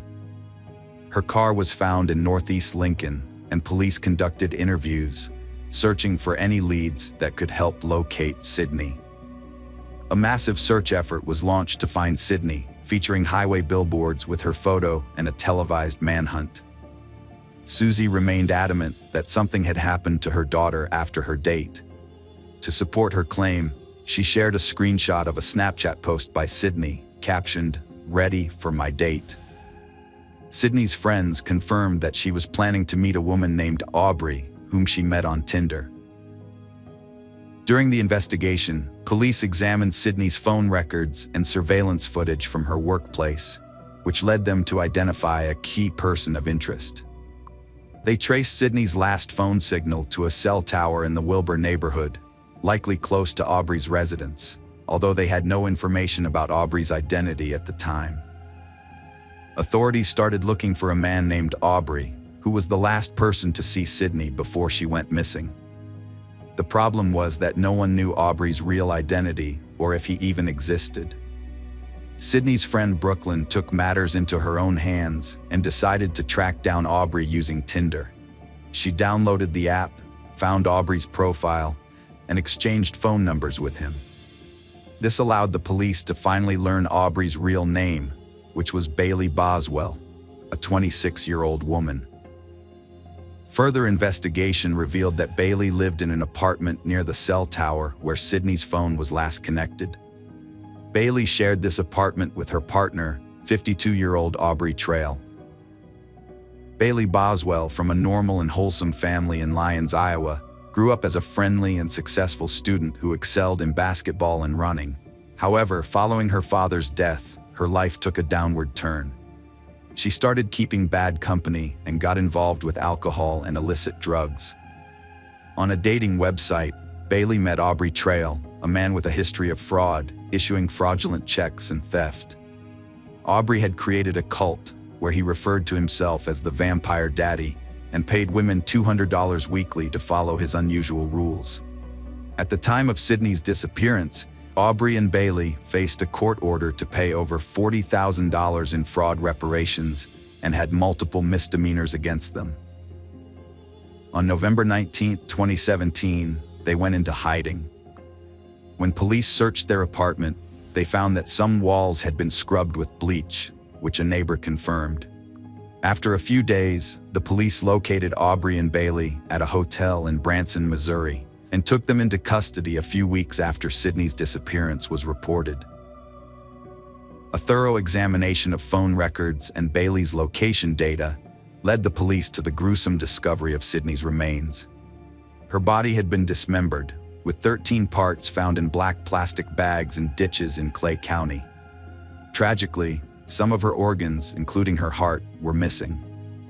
Bailey and Aubrey were charged with first-degree murder, improperly disposing of human remains, and conspiracy to commit a felony. Bailey pleaded not guilty to all three charges.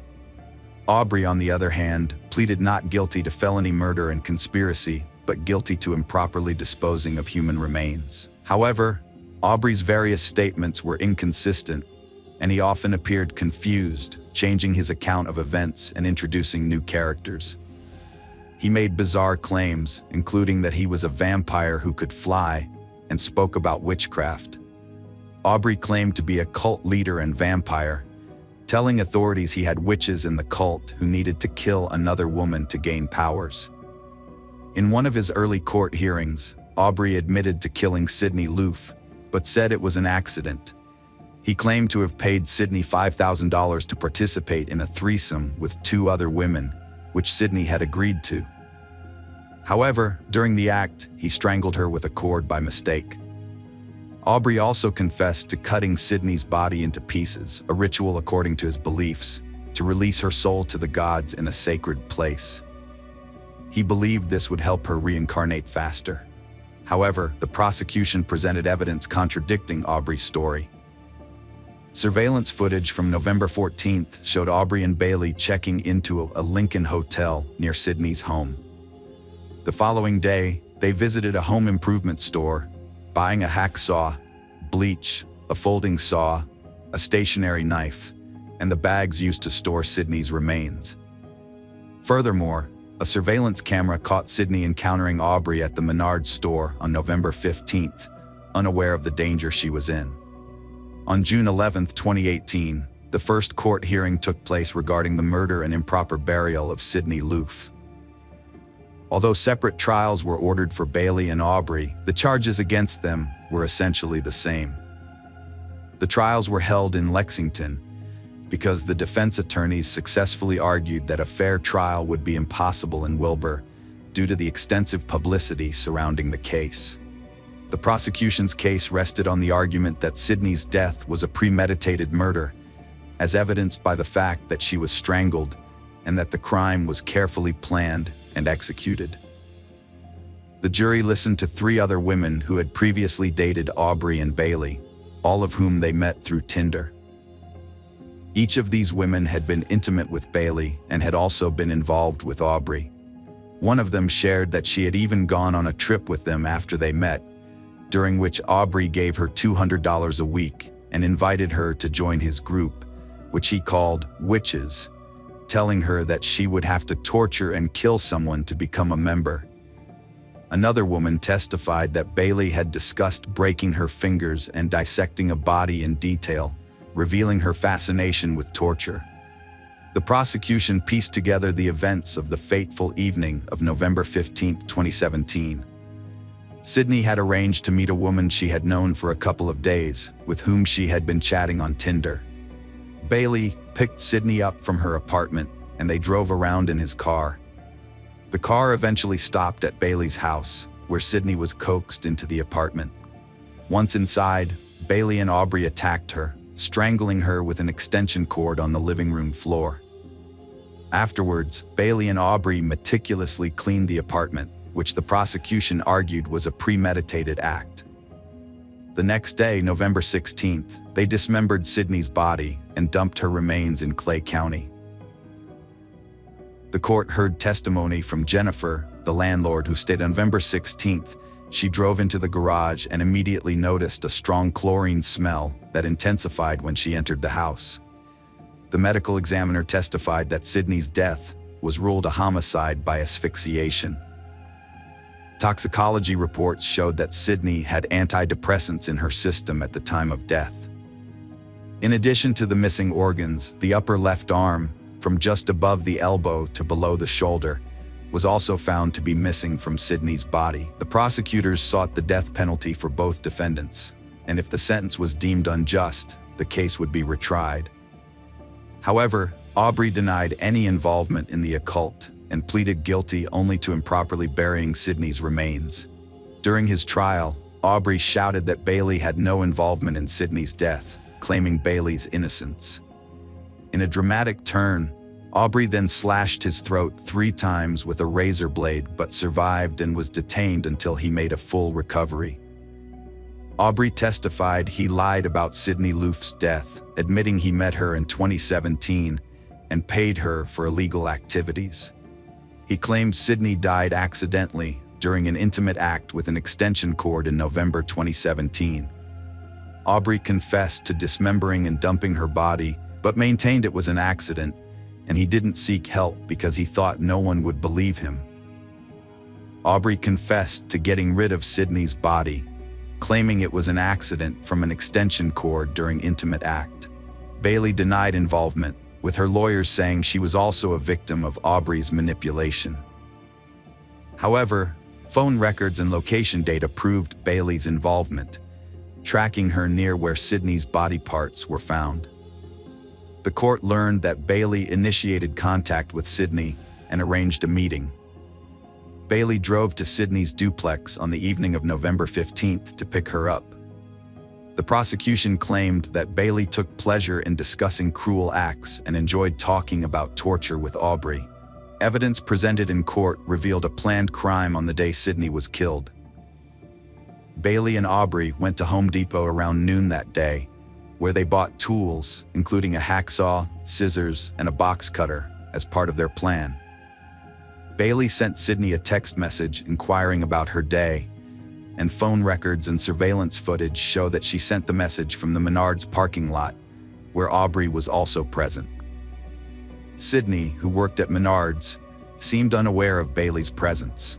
A few hours later, Bailey sent Sydney another message on Tinder, stating that she was at Sydney's apartment and would pick her up soon. However, phone records indicate that instead of going on a date as Sydney believed, Bailey and Aubrey went to the apartment where they lived. Bailey's attorney, Todd Lancaster, argued that the evidence only showed that Bailey was guilty of aiding and abetting the improper disposal of Sydney's body by buying bleach in garbage bags.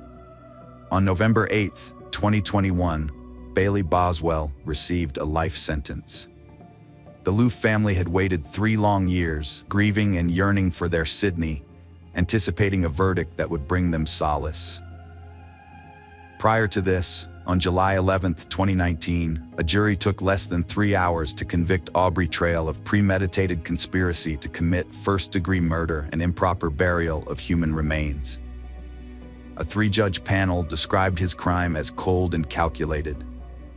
In the trial's second phase, Determining whether he should face execution, county prosecutors secured the death penalty for Aubrey Trail, fulfilling their promise.